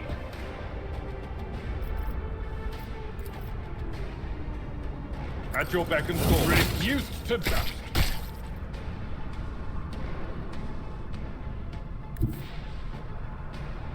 Tried and tested tactics are the best ones.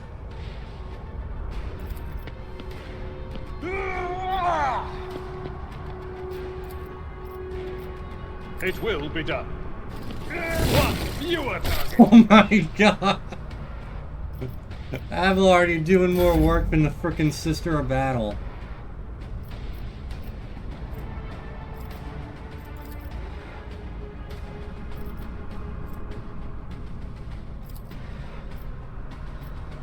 If only that were possible. I'm not accustomed to being ordered around. Stop. Ow. Stop throwing bombs at me.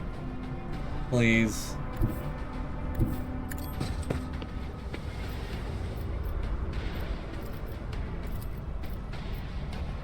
But of course.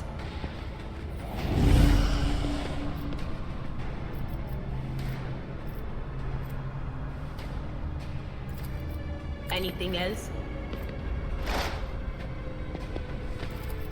Will do.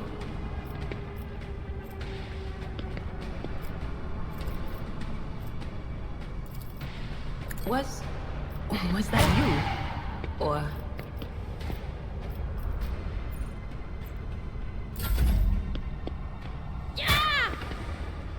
Brace yourself, Abelard.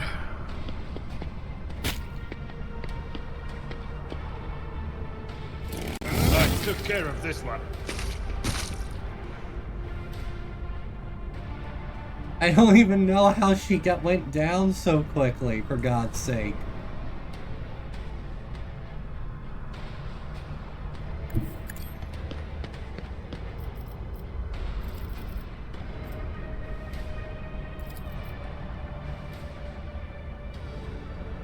Not a problem for me.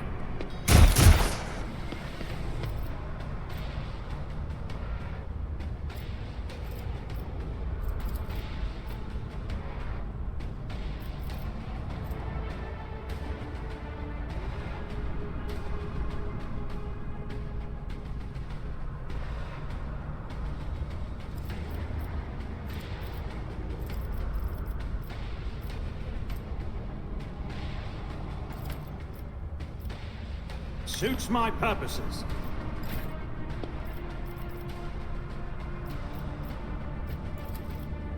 Victory is imminent. Reduced to dust! I will do my duty.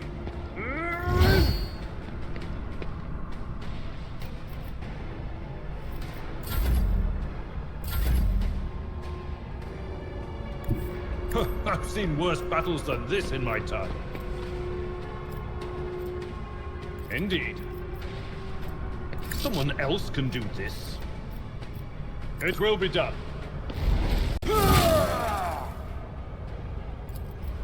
Victory is I took care of this one. Momentum.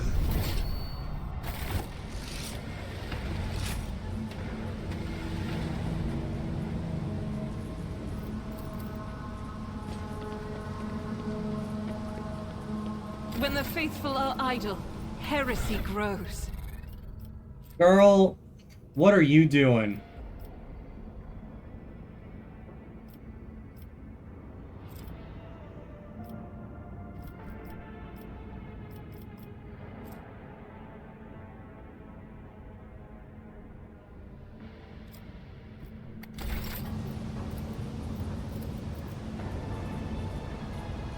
Injuries will not slow.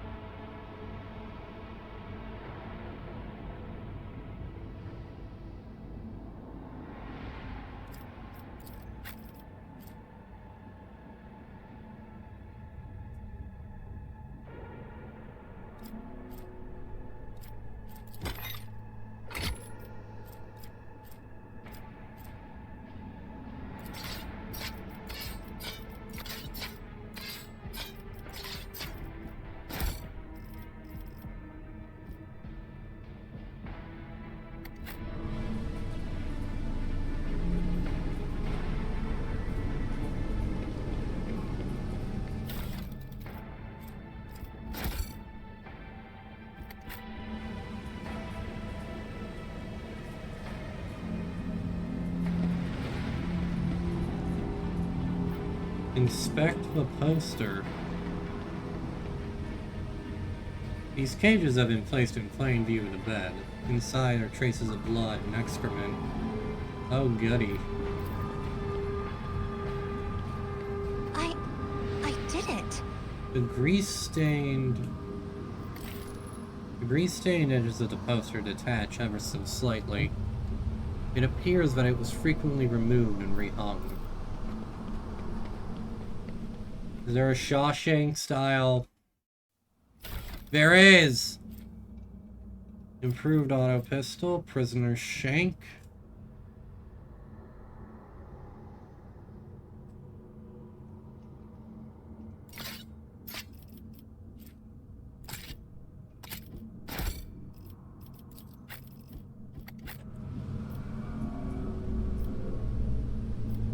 Doubt is for the weak.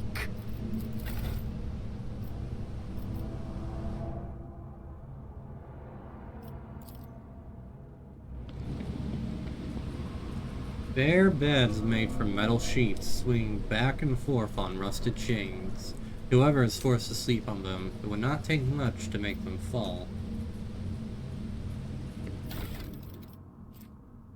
Prison Diary of Adi Shan, Part 2.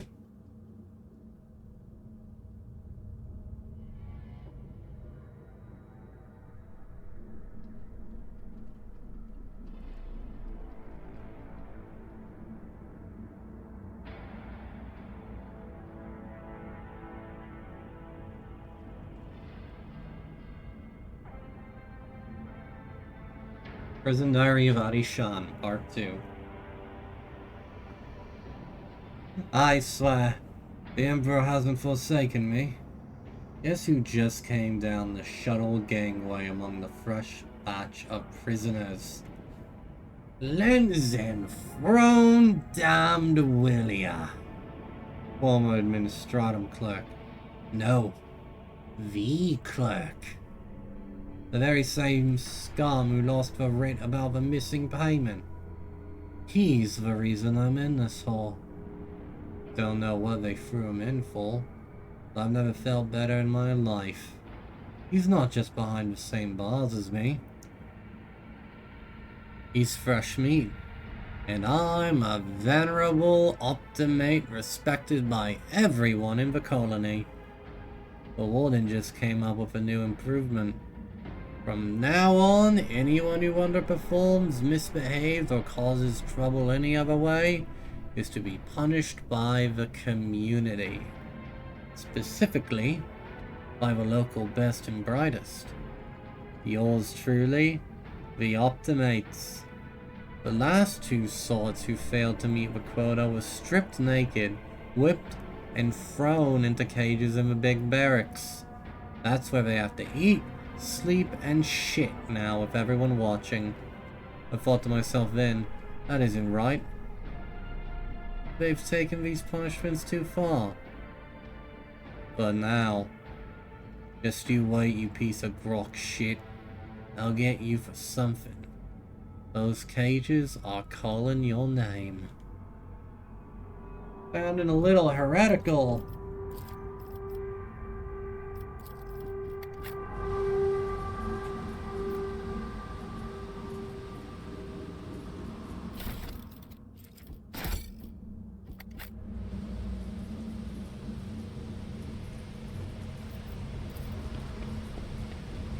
The beds here are bolted to the floor.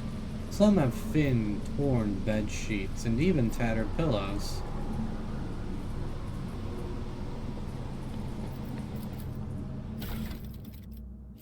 Force grenade, black chest plate, stub revolver.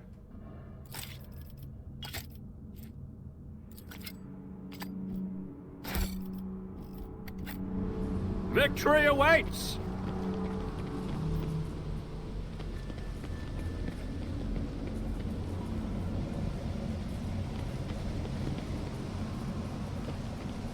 Cass, tell me, what do you see when you look at me? Oh, Usually what a the colorful hell? pandemonium, but now your colors have faded. Are you afraid of me, Idira? Or of what I might see in you? Oh my god, Follow what my the lead. hell?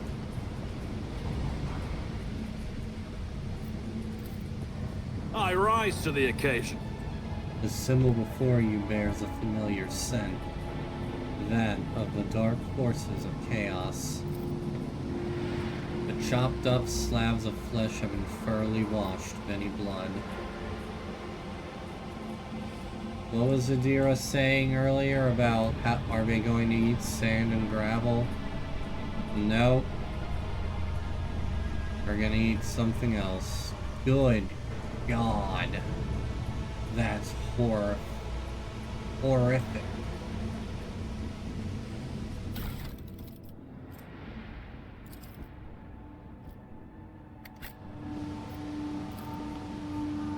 Severed human body parts.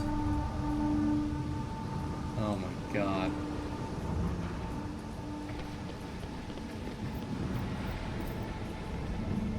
Judging by the number of horrid morsels, dozens of victims were slain here. Oh good. Torture chairs. Oh, torture racks. Lovely. Well, this place is getting a It's purging. about time.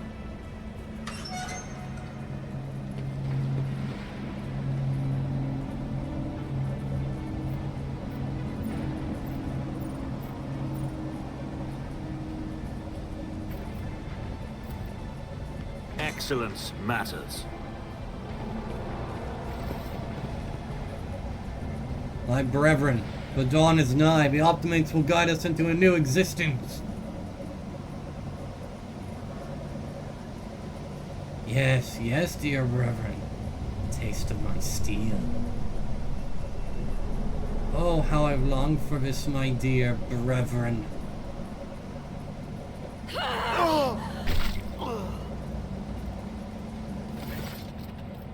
Thank the throne. Normal looking faces. We thought we were going to die here with these nutters. The old man with a gap-toothed smile drops his weapons and holds out his hands in a placating gesture. Please don't shoot us, your nobleness. Let us speak a word. Well, this is a welcome change. Talking before shooting.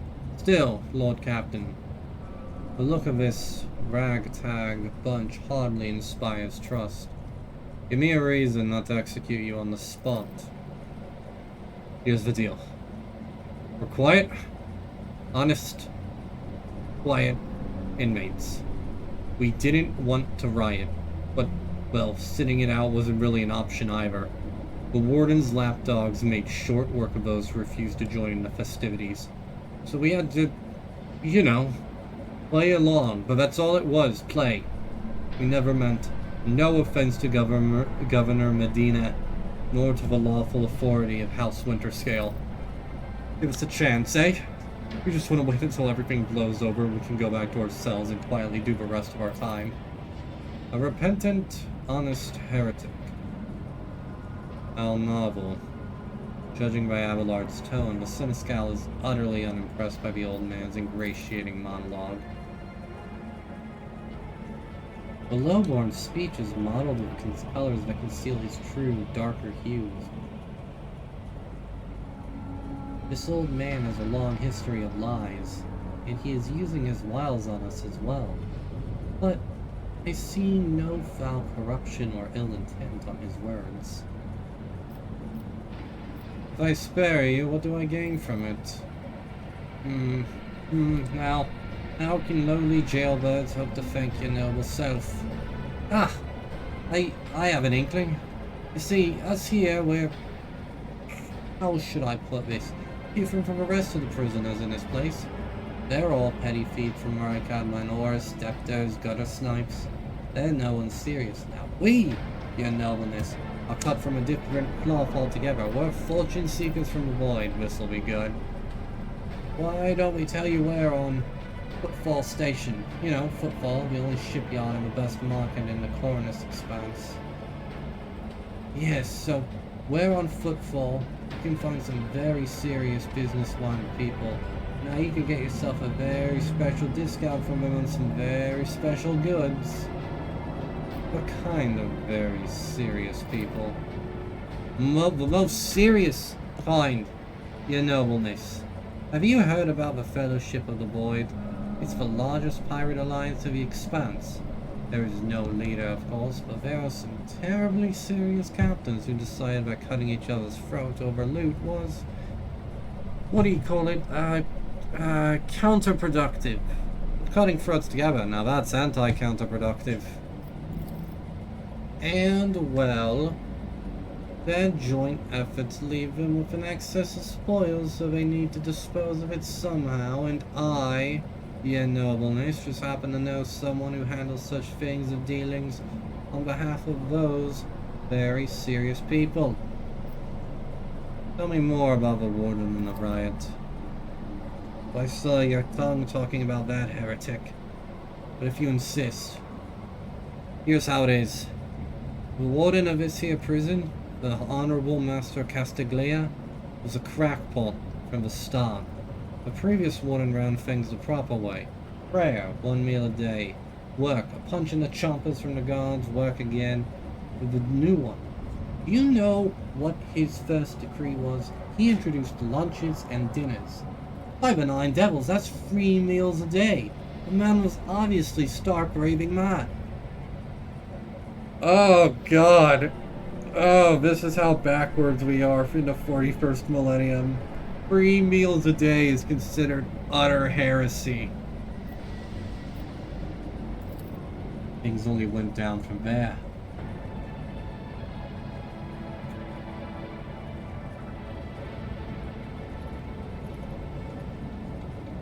Things only went downhill from there. The guards quit it with teeth punching. The warden forbade them. Instead, the overseers started counting which prisoners were digging up more things in the quarry, or swinging their pickaxes higher or whatnot. Then, would you believe it? They put together a list of best workers. And if someone on that list also showed good behavior, that's when they get promoted to an optimate. The upper crust among us jailbirds.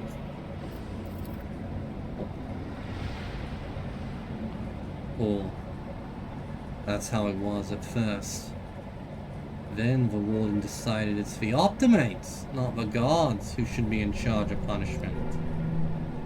And that it wasn't the overseer's job to watch the prisoners work. It was the optimates. Well, let me tell you, that's when these goody two-shoes really started to shine.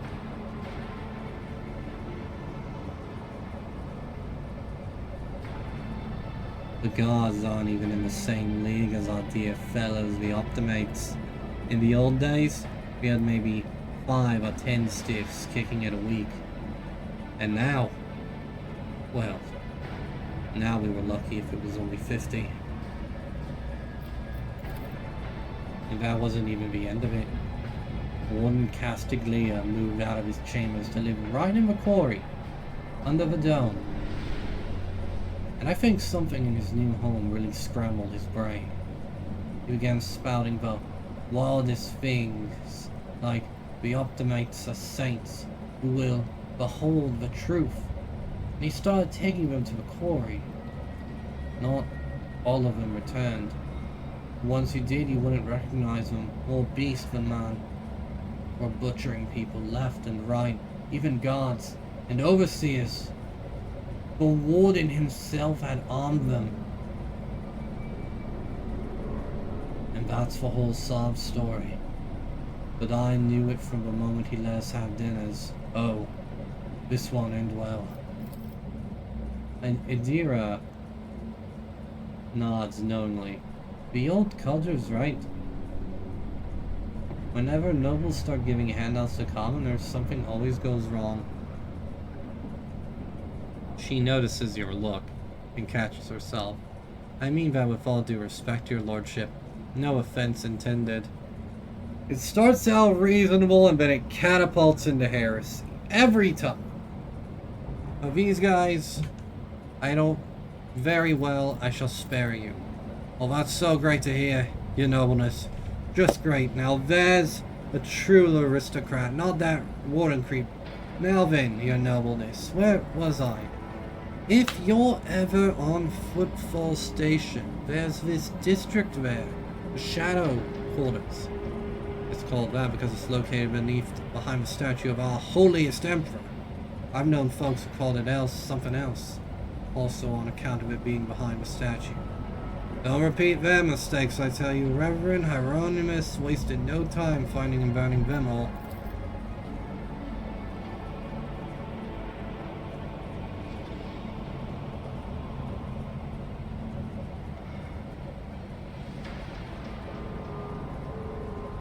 Forgive an old man for getting distracted. So, Footfall, the Shadow Quarters. There's a bar there, built into the remains of an old ship.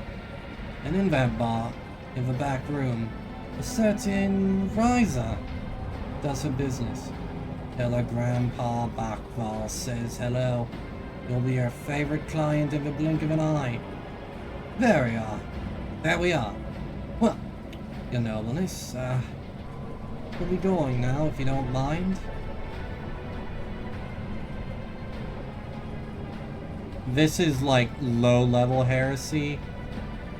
I shall not leave you here to die at the hands of the warden's henchmen. Go.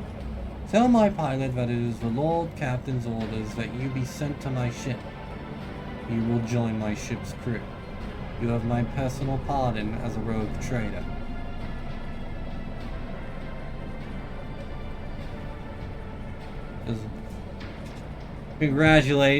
Congratulations.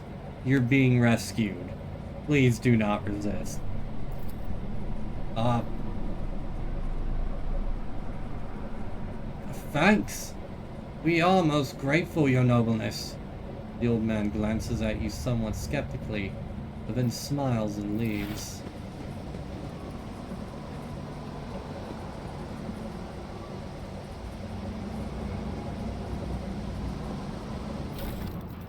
They may be criminals, they may be skeeving, lying sons of bitches, but they are not heretics. And I'll work with criminals, I'll work with aliens, I'll work with I'll work with like anything and everything if it stops frickin' Necrons, Tyranids, or Chaos from just devouring this place whole. Maybe it's optimistic. You won't be hearing any...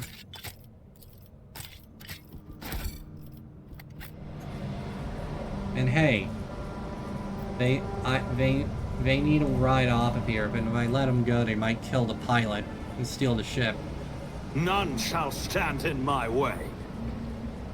There's enough criminal and hullabaloo down in the depths of my ships. 3 more guys is not going to cause any trouble. Jesus.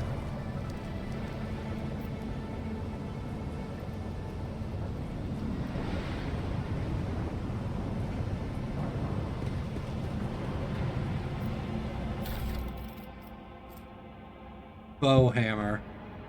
Ah, Bowhammer. I miss you. You died too soon in Combat Evolved. Oh wait, this is a shotgun?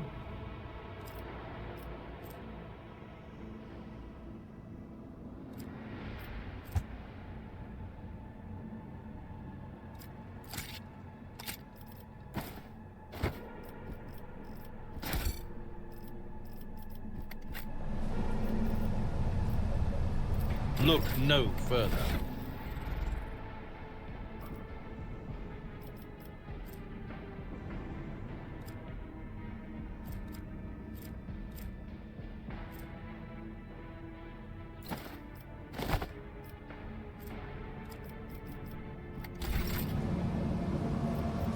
I tire of idleness. Let's move.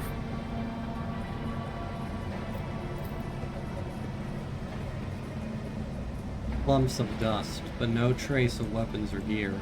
This storage has not been used in some time. Like 3 square meals a day, people earning their keep. You know, on the surface it doesn't really seem like that bad of a thing, but... Yeah, no, this never ends well. So we're gonna... Going out this way to the main level, probably a better idea than going out this way. Now we know what to be prepared for. We need to investigate. Diviner's staff.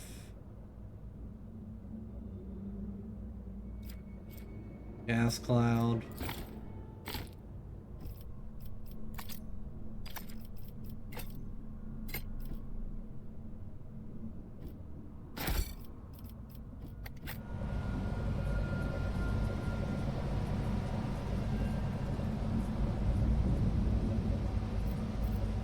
How may I serve the dynasty?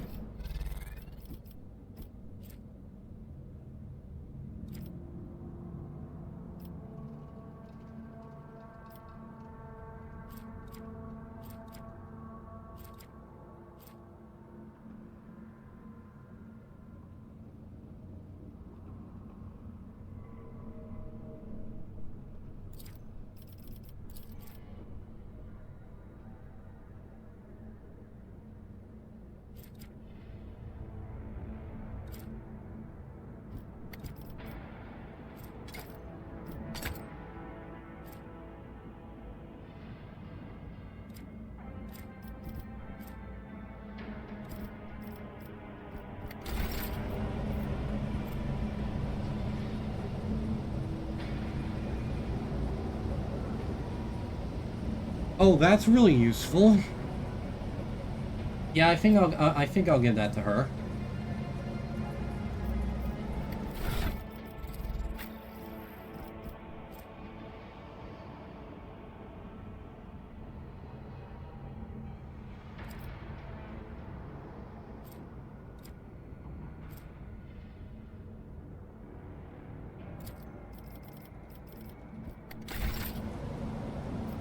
We shall prevail. All right.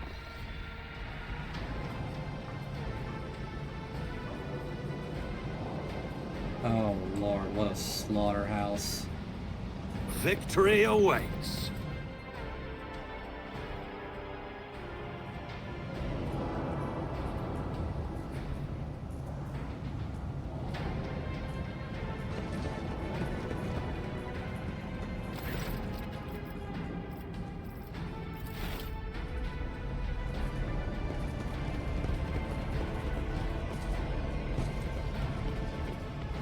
Follow my lead.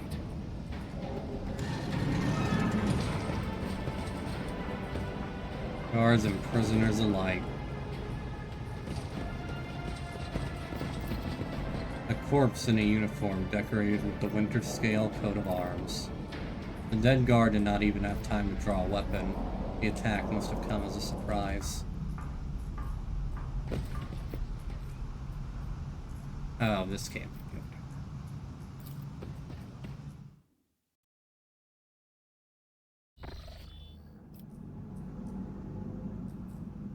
To the open pit.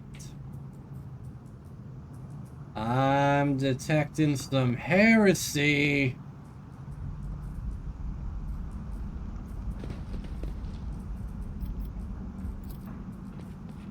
I did fine. I rise to The the evidence occasion. suggests that the victim was killed by poison gas. This glass-making furnace was used to melt the extracted sand into glass.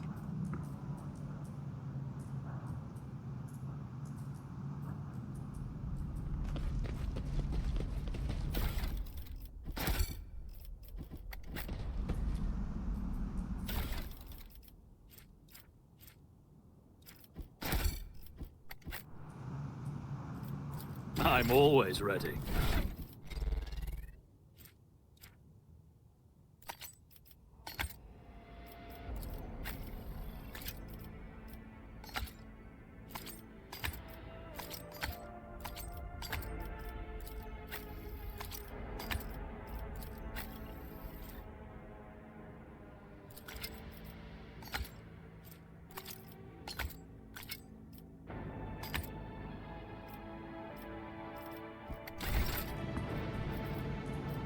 Doubt is for the weak.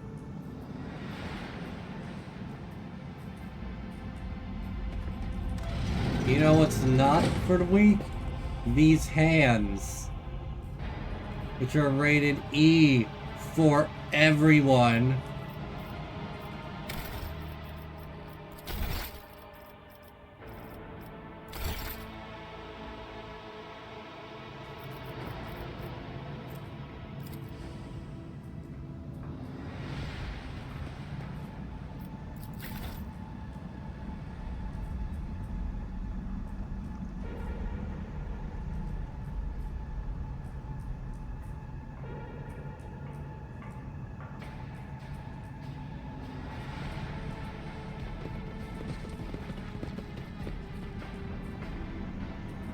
Do I just... Nah, we're just gonna burn these heretics. We must act.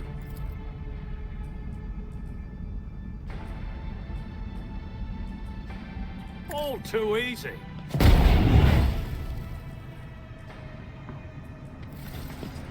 Oh. Warden Castiglia. I told you, Evie. They are hiding so much from us. Arrogant mentals, holy brothers and sisters. What have they ever given to us? Nothing but a pile of fibs and useless admonitions. The voice of the man sitting with his back to you sounds almost soft, heedless of everything but what is in front before him. He leans over a prisoner dressed in expensive clothing. But Aurora, she is different. She spoke with me like no one ever had before. She revealed the truth to me. And now I can reveal it to you. You just aren't struggling for 1 minute. What? The man finally realizes he is not alone and turns to you. He is clutching a long, thin metallic rod with blood dripping off it. We have guests. From Van Valentia's ship, I would wager. Evie, my dear, you will have to wait.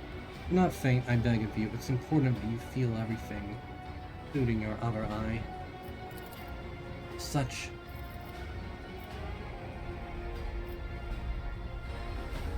dreadful shades. Cassia recoils and covers her mouth. The colors of this place, they are putrescent to the core. And these people, their colors are oozing with madness and despair, pain and doom. What madness have you wrought in this prison? Do you truly want to know? He becomes more animated and runs a hand through his matted hair. You note it has been some time since he last trimmed his nails. This was my garden, where I tried to grow the seedlings of a beautiful future. That was before I realized that there is no future. Not in the sense ordinary people understand. We are too attached to this life, to the limitations of our weak bodies, to the short-sightedness of our eyes that can scarcely see. It is all so insignificant. The true future lies beyond real space. A term used to refer to it.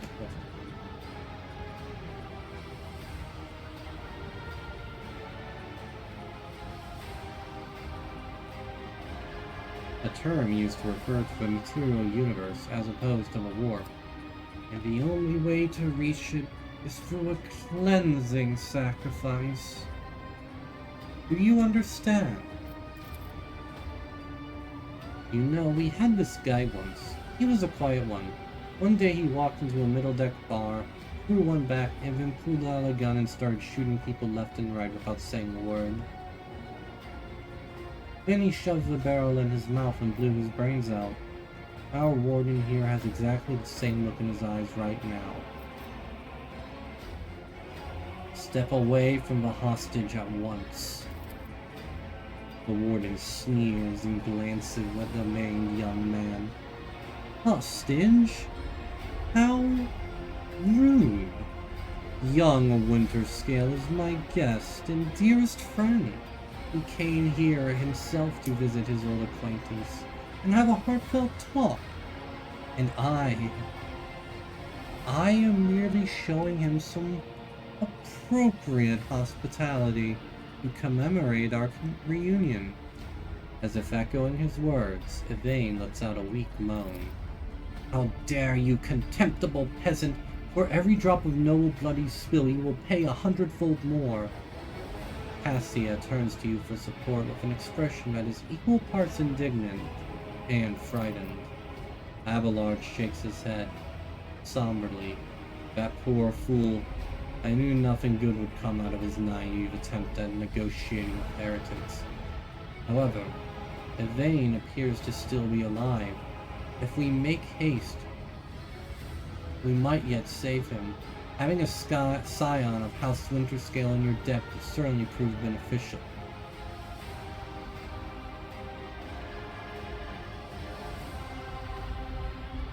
All of these questions are pointless. Our course of action is clear. I am here to quell a riot by means far from diplomatic. The warden raises his hand, and the maimed people start thrashing about in their death throes. The time for words has passed. Optimates, Give your power to this harbinger of Aurora. Let our foes see the truth, or become awash in blood. I won't heed your cries of mercy. Are you ready to die? Abelard, crush this man's balls.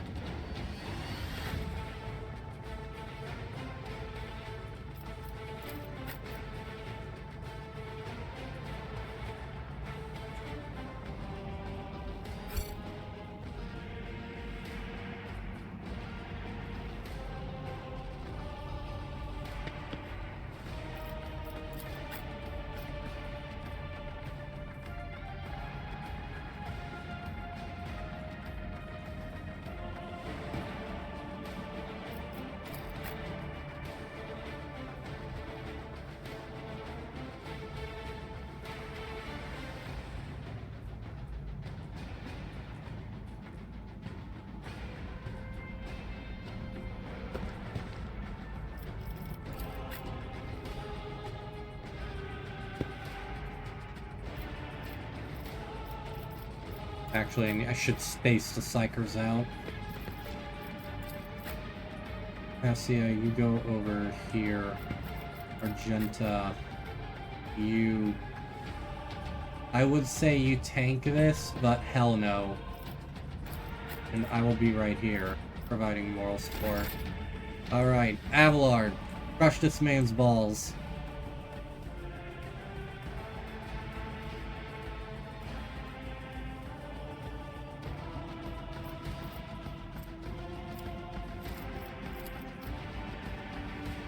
I will do my duty.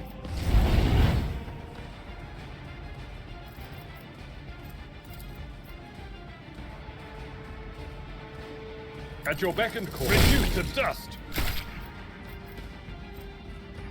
It will be done.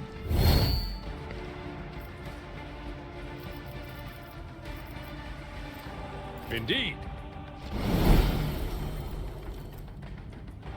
That's not the Seneschal's job.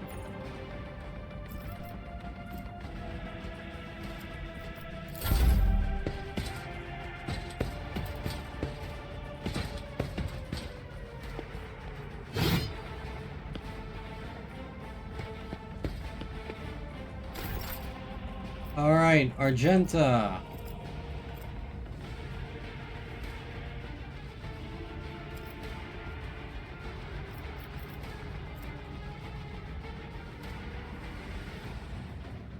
Faith without deeds is worthless. Guided by faith!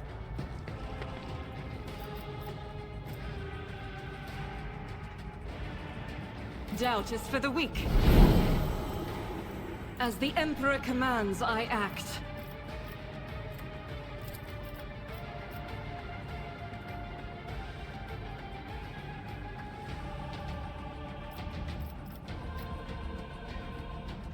I'll do it.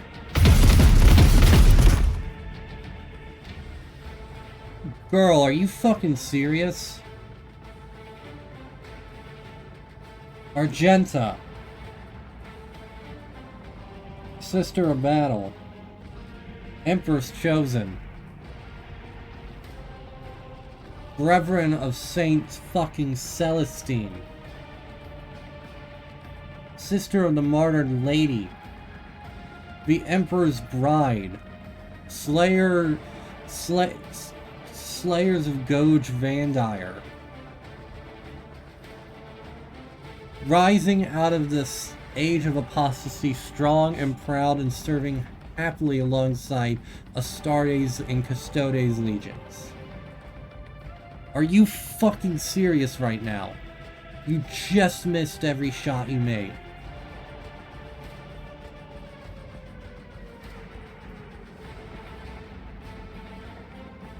Holy shit. That whole reign's getting a clip of its own.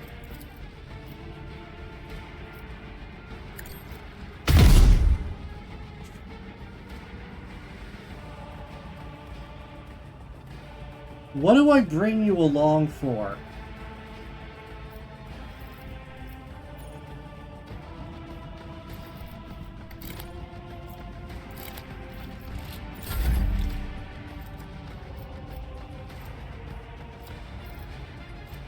Nothing I can't do.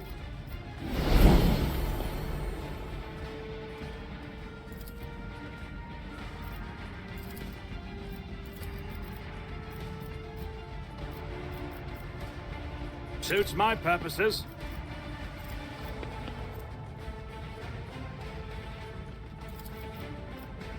Already done.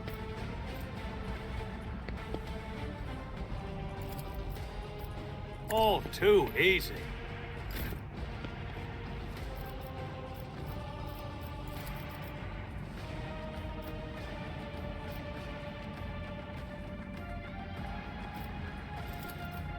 As the Emperor commanded is why I was chosen.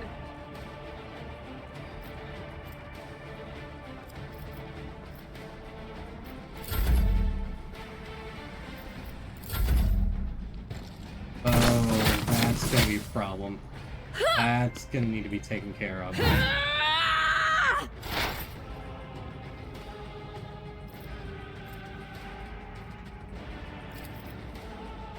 On it.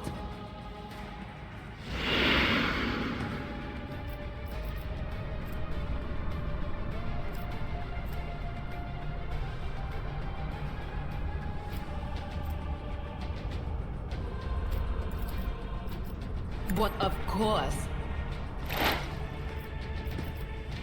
I'm not so sure. Anything else?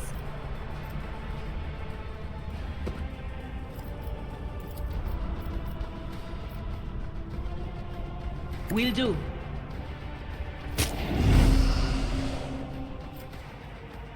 Damn it, okay. Not as bad as it could have been. Was that you? Or... Okay.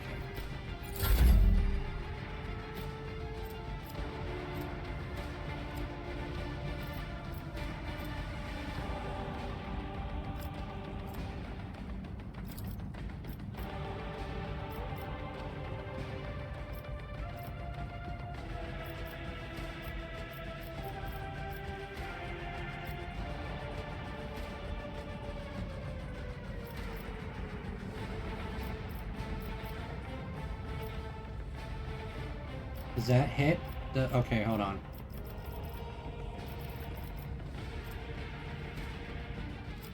All creatures in a cone, so I would hit. That would hit them.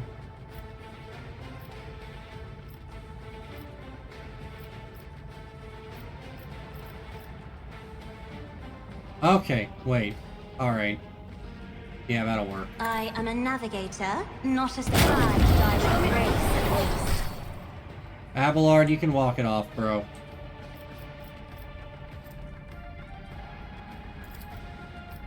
Me? If you insist, Lord Captain.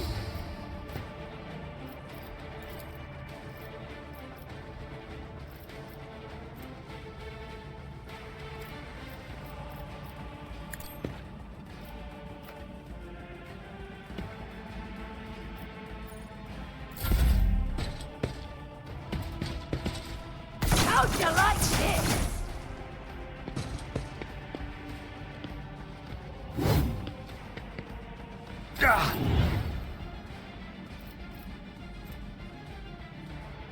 I will do my duty.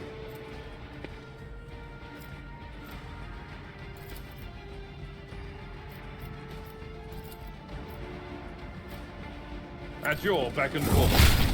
Holy shit.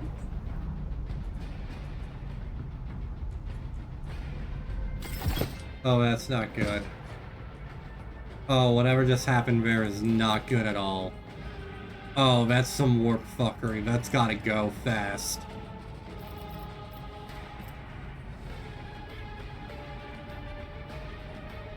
No matter the cost!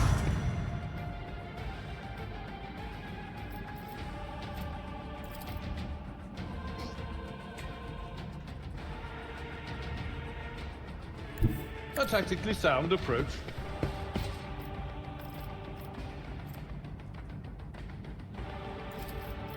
Victory is imminent.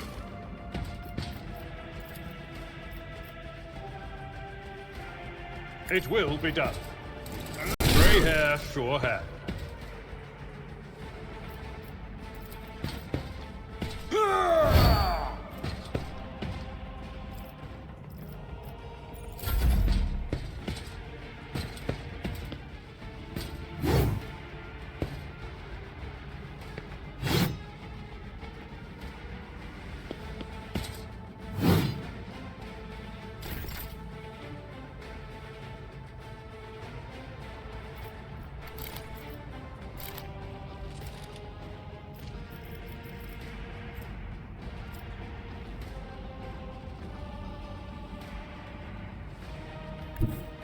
The enemies of the Emperor will be undone!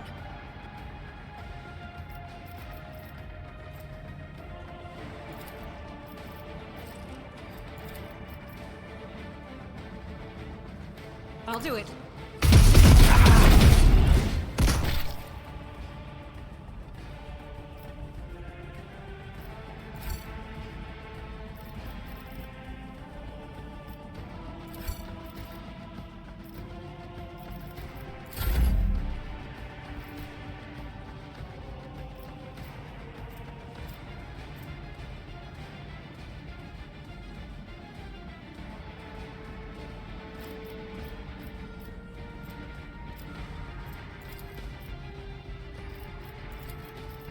Suits my purposes.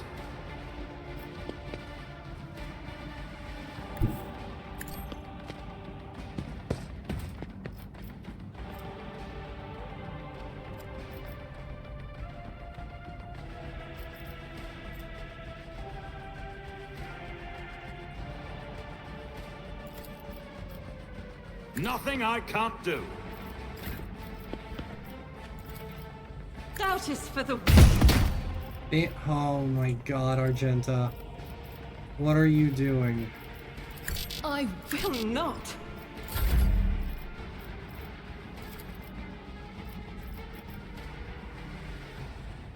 Not a problem for me. Opposing me was your biggest mistake.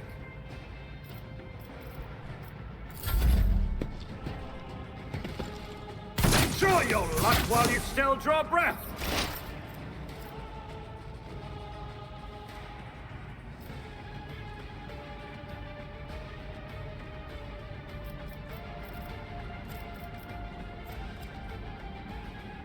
Cover me!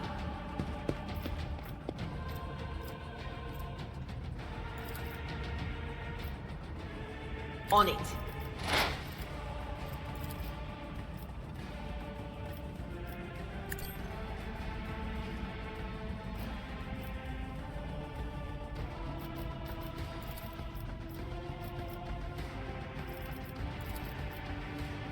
Anything else?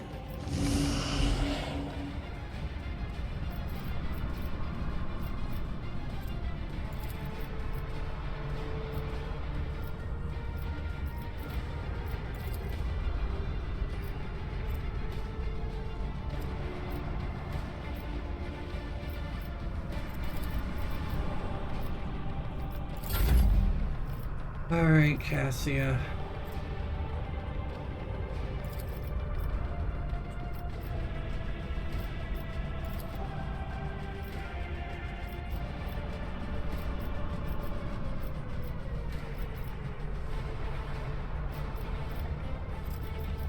Isn't this a job for the serfs?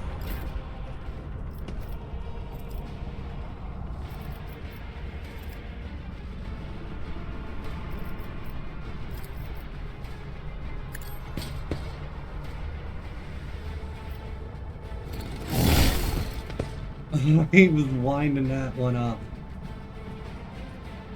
Oh my god, he's just gonna keep coming back. He's just get. Oh god, there's more than one. Oh. Fuck. I'd rather not.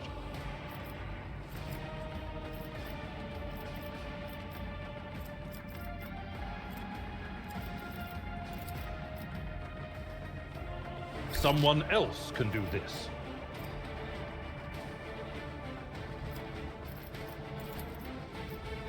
That's not the Seneschal's job. I'm not interested. Someone else can do this.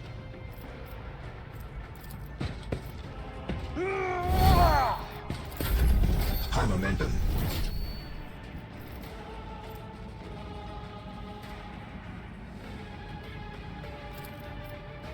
I'll show you why navigators are feared.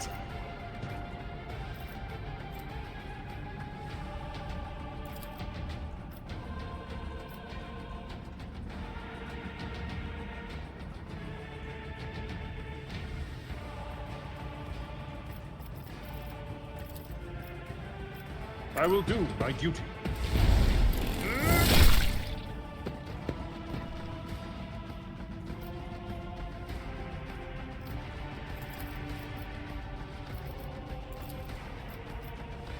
At your beck and call. What do I pay you idiots for?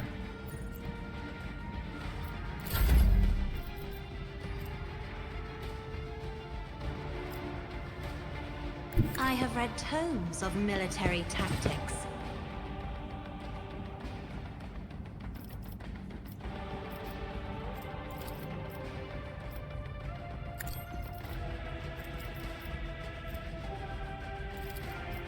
If I may?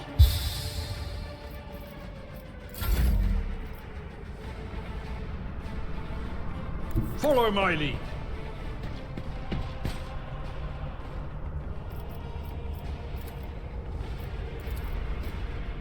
Indeed.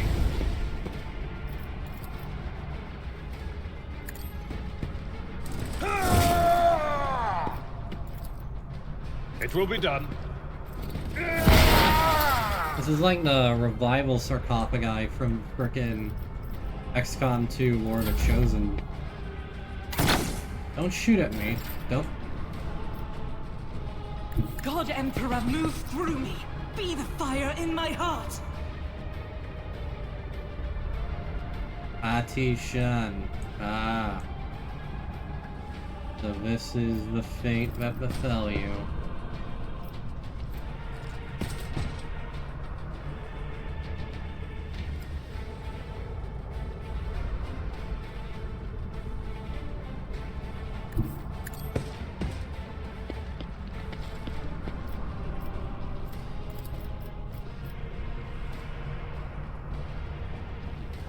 Faith without deeds is worthless. Not bad.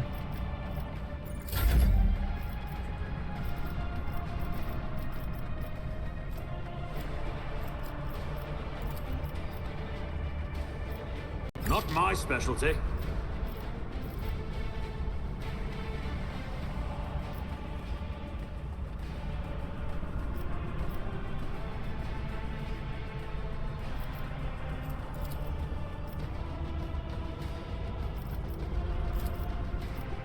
Already done.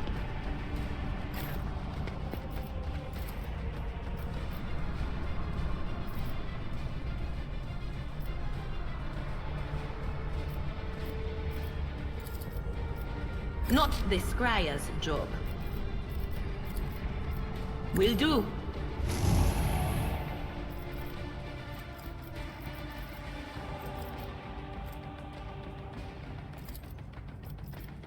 That is not my destiny. Anything else?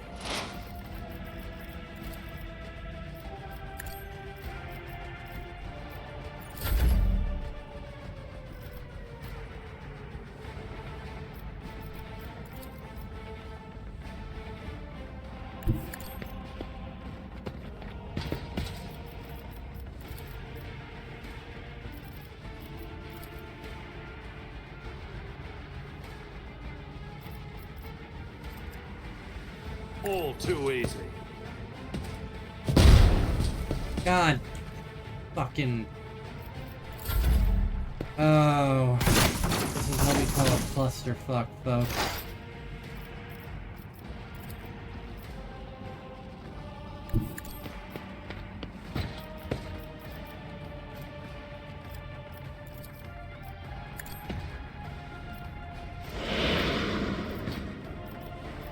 I'm not so sure.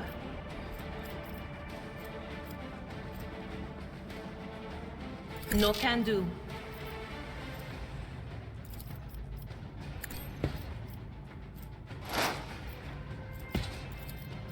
Will do.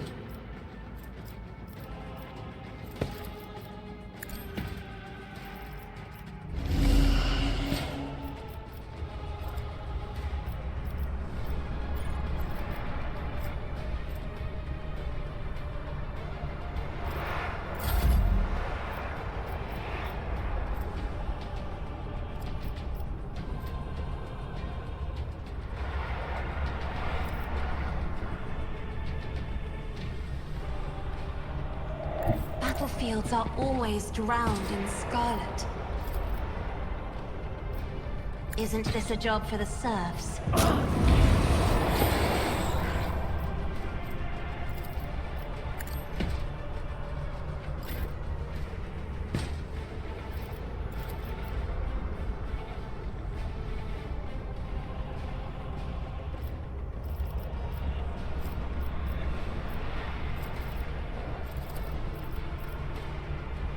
Nothing I can't do. How dare you strike at the Emperor's faithful? Oh, fuck.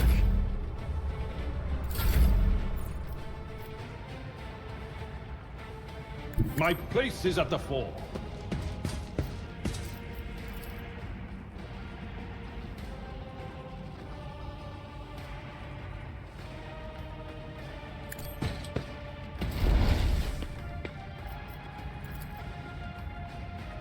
Victory is imminent. I'd rather not. That's not the Seneschal's job.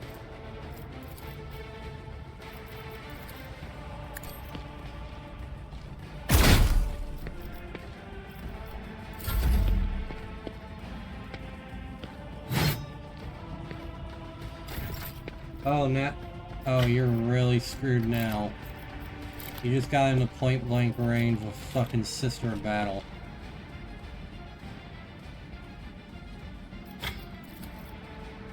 I'll do it.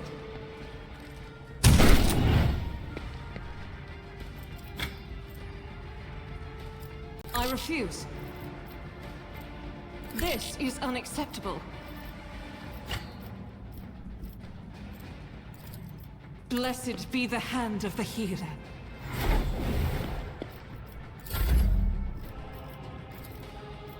I'll pass.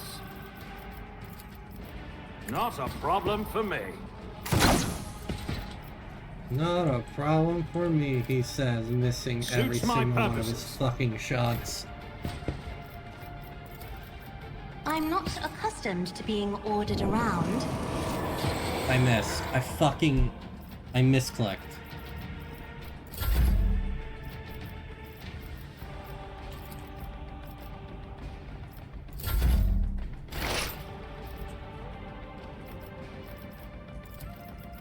Anything else?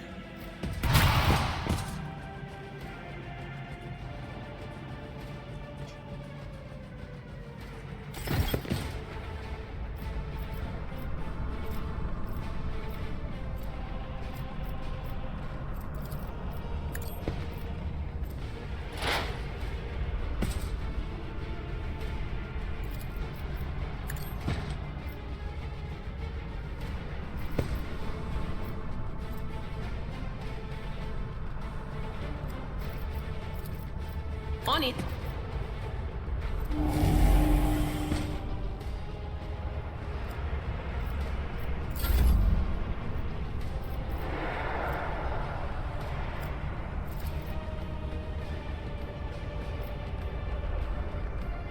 Me? If you insist, Lord Captain.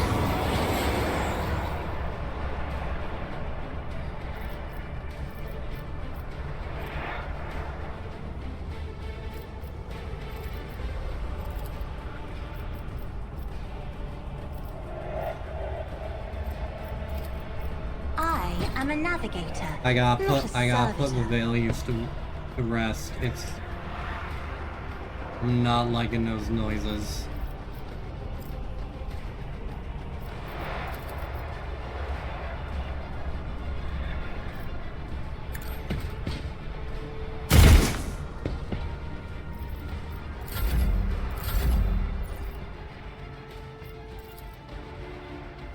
I will do my duty.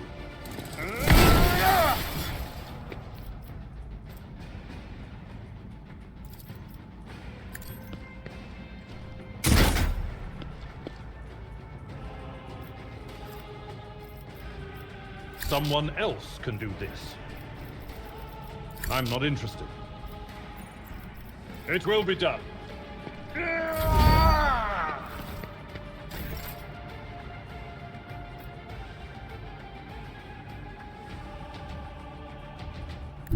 Rejoice in battle! As the Emperor commands, I act. I'll do it.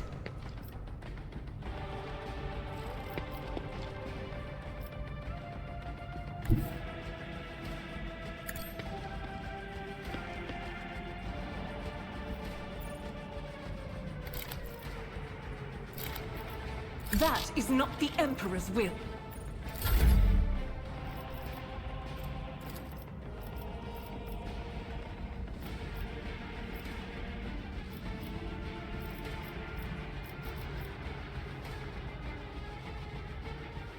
Forge ahead.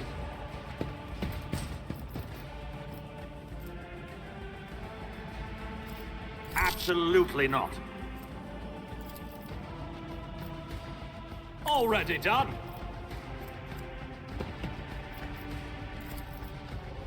Nothing I can't do.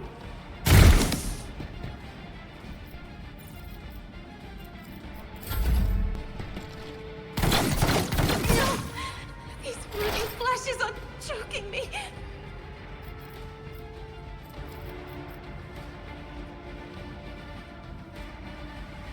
I know what is to come.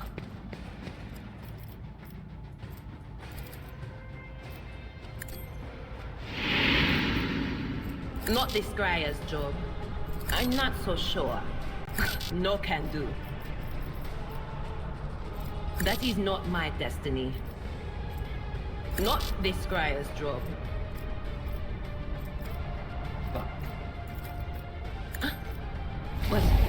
Was that you?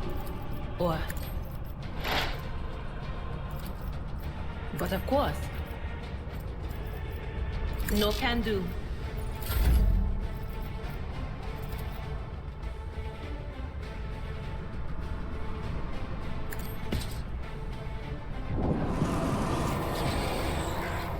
Okay. God damn it.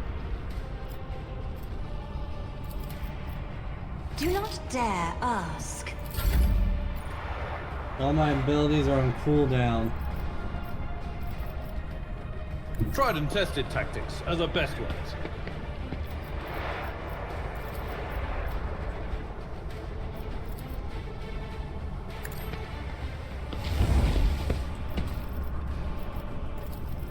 At your beck and call.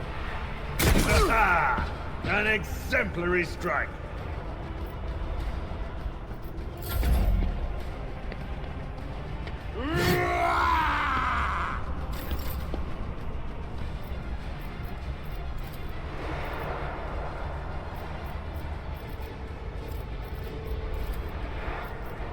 Doubt is for the weak. This is why I was chosen.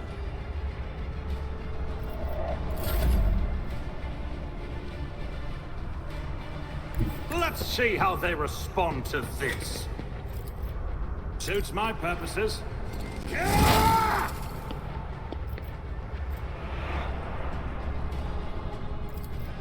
All too easy.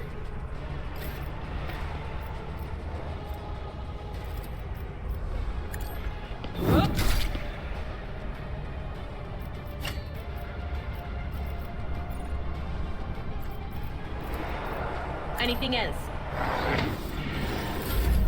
High momentum.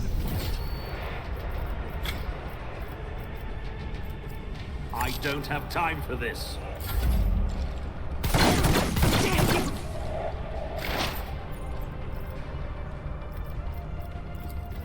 On it. Be gone.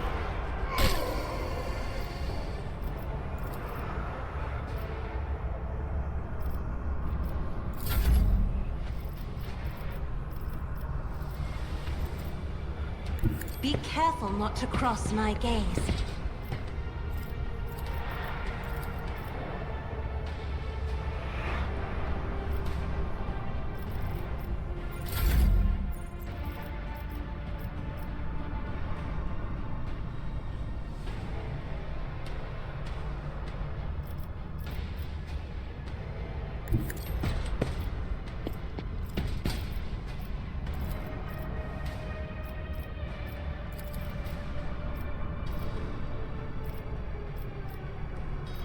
Indeed.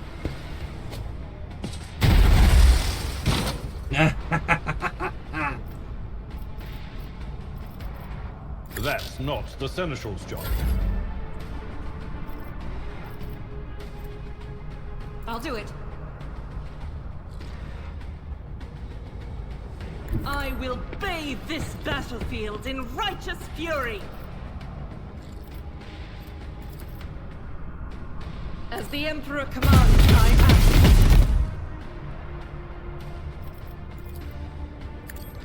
act. Can you hit anything?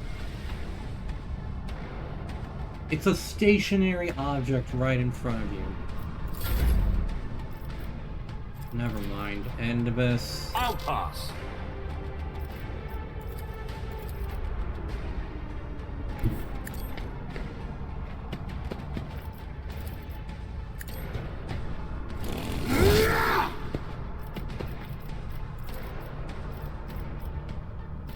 Nothing I can't do.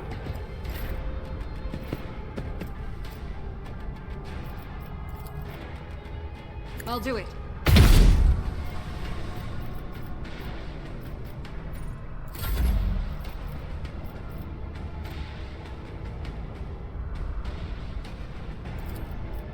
I'll bring glory to my bloodline.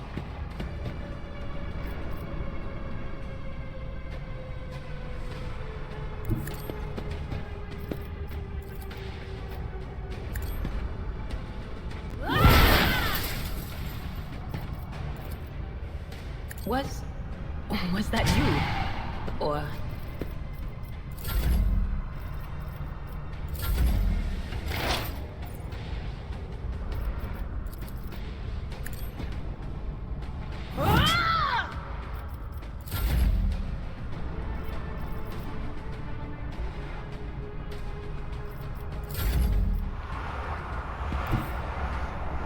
I've seen worse battles than this in my time.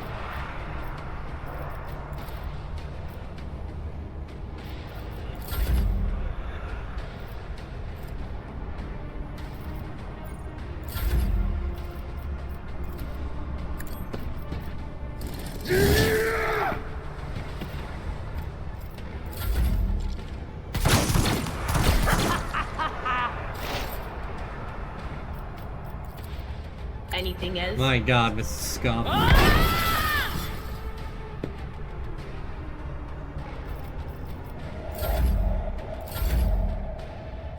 Follow my lead.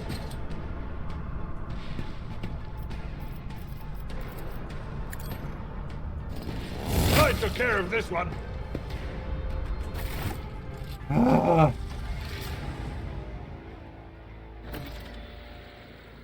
I don't believe we've been properly introduced. Blood is bubbling on the young man's lips, and his voice is barely audible, but even now it remains melodious and quite courteous. Yvain Winterscale of Coronis, greatly pleased to make your acquaintance. On the rare days that Lord Winterscale visited Urak 5, the station was awash in a mist of warm hues. We were forbidden from meeting each other, but I was delighted still to see such rare colors in my home. Now, however, his colors are darkening, twisting from pain and bitterness.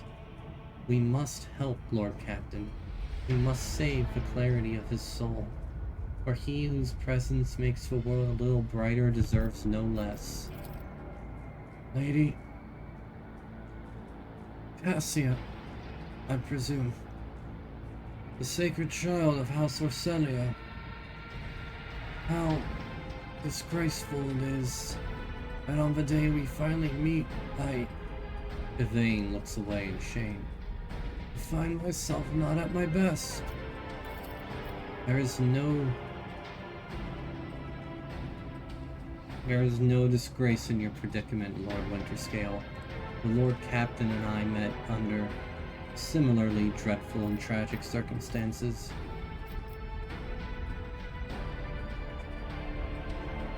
What have they done to you?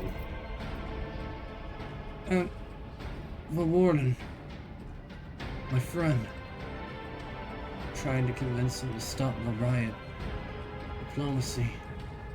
Failed. Speaking is a struggle, but he continues stubbornly. Father hates diplomacy. Father hates diplomacy, which is why I had to try. Conserve your strength. You are wounded and need help.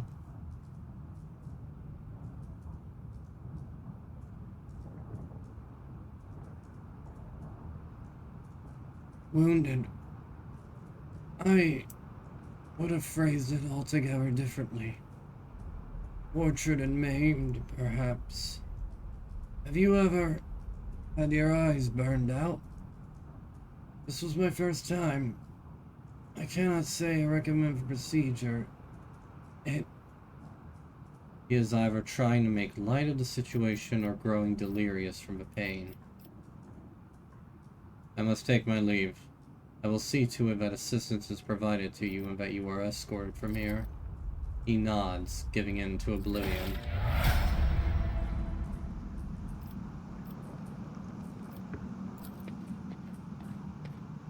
Your skin crawls as you approach this place. However, there does not appear to be anything of note. Your eye is drawn to the shards of the enormous limbs scattered around the broken device. At first you are uncertain as to what troubles you, but suddenly the realization hits you. The glass shimmers in a unique way, just the same way as the shards of the unknown broken object you found near Theodora von Valentius's desk. What is the matter, Lord Captain? Why are you so interested in... Abelard trails off when he notices what you are looking at. He instantly makes the connection. By the Imperial Saints, it cannot be. Idira bites her lips. I see it too. Whatever that thing in her study was. It was made from the same material as this junk. What? What? Abelard is at a loss for words. He takes a moment to collect himself, and all at once they start pouring out in a hasty sputter. It's a mistake. Slander meant to blemish the good name of a person who is now dead and cannot even defend herself. First those minions of the archenemy murdered Lord Captain Theodora. And now, this cannot be tolerated. It will not be tolerated. Come on now, Abelard. Remember what she was like. Idira's smile betrays her grief, but at the same time is strangely knowing, brazen, assertive. It was like her entire life was a race against fate until fate caught up with her in the end. She would have gone headfirst into a black hole if she had thought it would put her even one step ahead of everyone else out in the expanse. We could just find out what she was keeping in her desk and why she went to get it during the attack.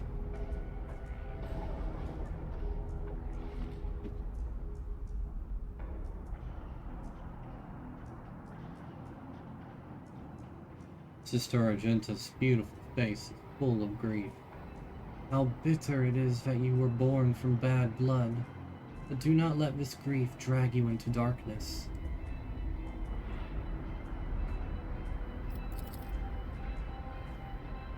The sister's words ring with a genuine, sincere hope that you be blessed with a worthier fate.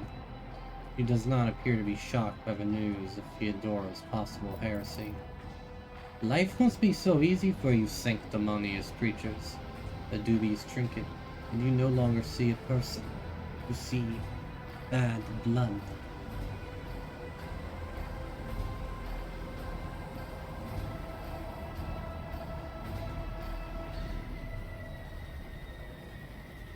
An annoying hindrance. There is enough venom in Adira's voice to poison an entire regiment. Her gentle recoils, but the next moment her dark eyes ignite fury. How dare you launch me? We are speaking of abetting the arch enemy. A person who has tainted themselves thus can never justify their actions.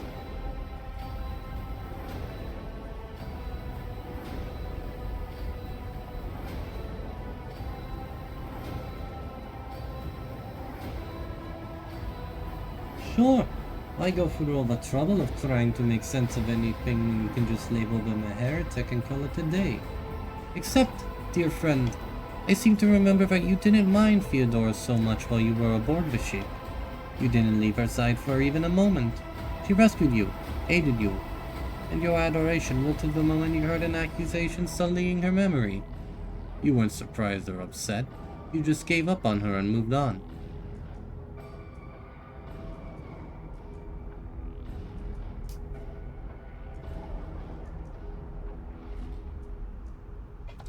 Adira is right. It is too soon to cast accusations of heresy. Emmerich Calicus, don't be naive. Theodora kept an unsanctioned witch by her side like a pet. Do you really believe she would think twice about crossing the line in other ways? Walk away from the device.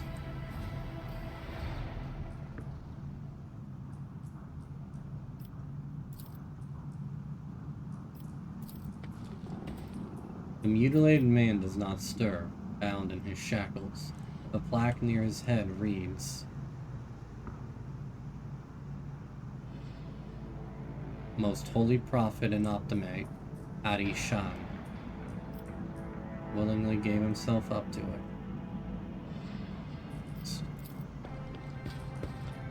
The crippled man's appearance is ghastly, and yet it is evident he was cared for after his mutilation.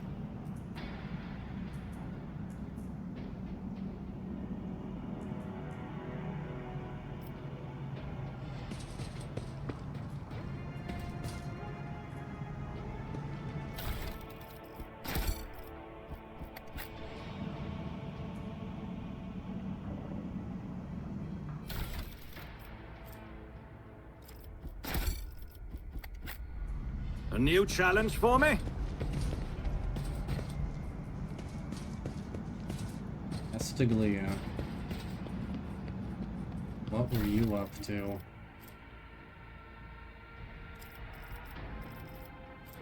Noble sword.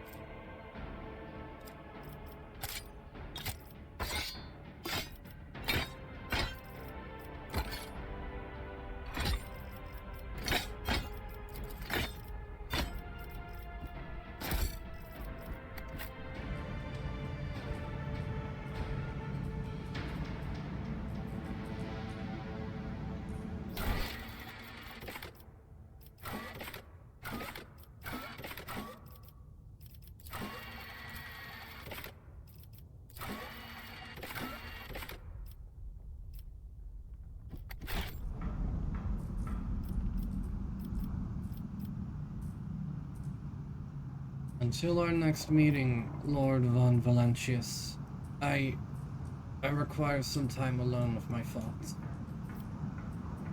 Very well. It's about time! Come, we depart from this terrible place. The accretions on the outside of the structure indicate some regularly occurring natural phenomenon, possibly poison gas emissions.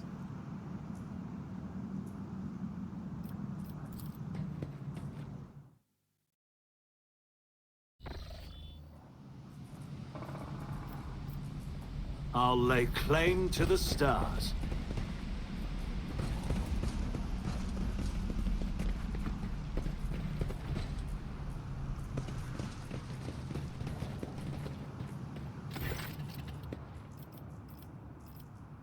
The rebellion has been crushed. I have news of your lord. She anxiously pitches forward.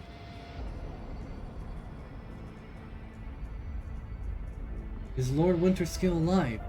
Is he all right?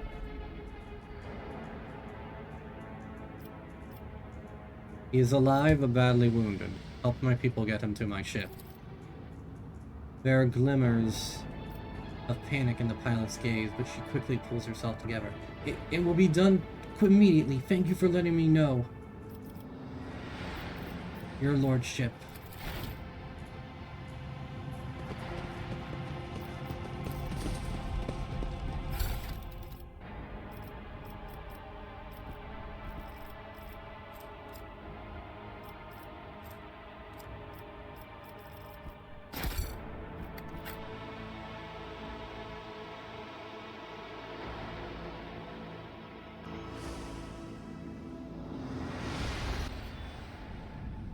Permission to report, Lord Captain.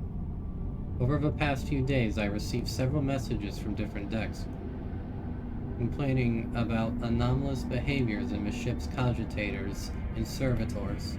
The machine spirits are restless and rebellious, and no tech litany or ritual pacification can rid them of this obstinacy.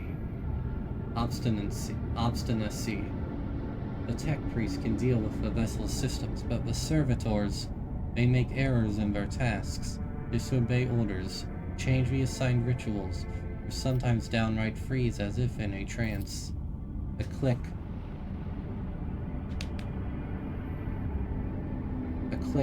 comes through the Vox channel, followed by a weary sigh. Lord Captain, occurrences such as these are caused by errors in cogitator calculations or have some other sensible explanation. I beseech you to not take after those who whisper about the ship being cursed or possessed. Adira joins the channel and chimes in playfully. Oh, don't start, old man. All these peculiar happenings have long since turned into local legends. A door slams shut, a lumen starts flickering. Folks have grown used to all that, so a resident ghost has decided to up the ante. I'm telling you, things are only going to get worse from here. The technomats inspect the servitors and concluded they pose no danger. According to the servants of the Omnissiah, such behavior is caused either by the echoes of minds not completely eliminated, or by manifestations of the machine spirits' will. Nevertheless, the faulty servitors make the crew's task considerably more difficult, and High Factotum Janrus Danrock would like to discuss how he should deal with the defective property. He is awaiting your audience on the bridge.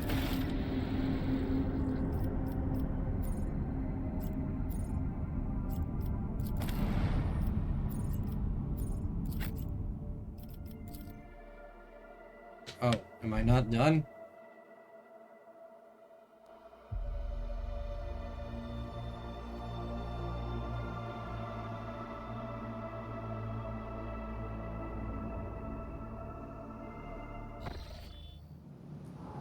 I won't tolerate weakness.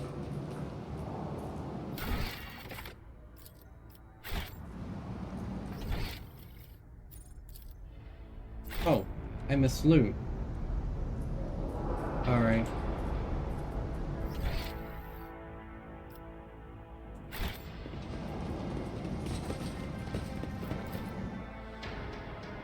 Huh.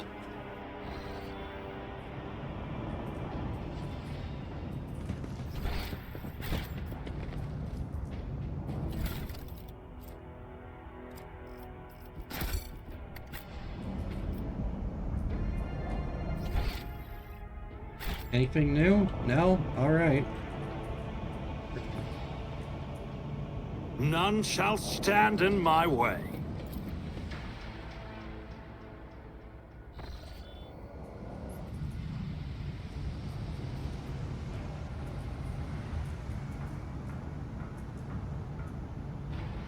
Victory awaits!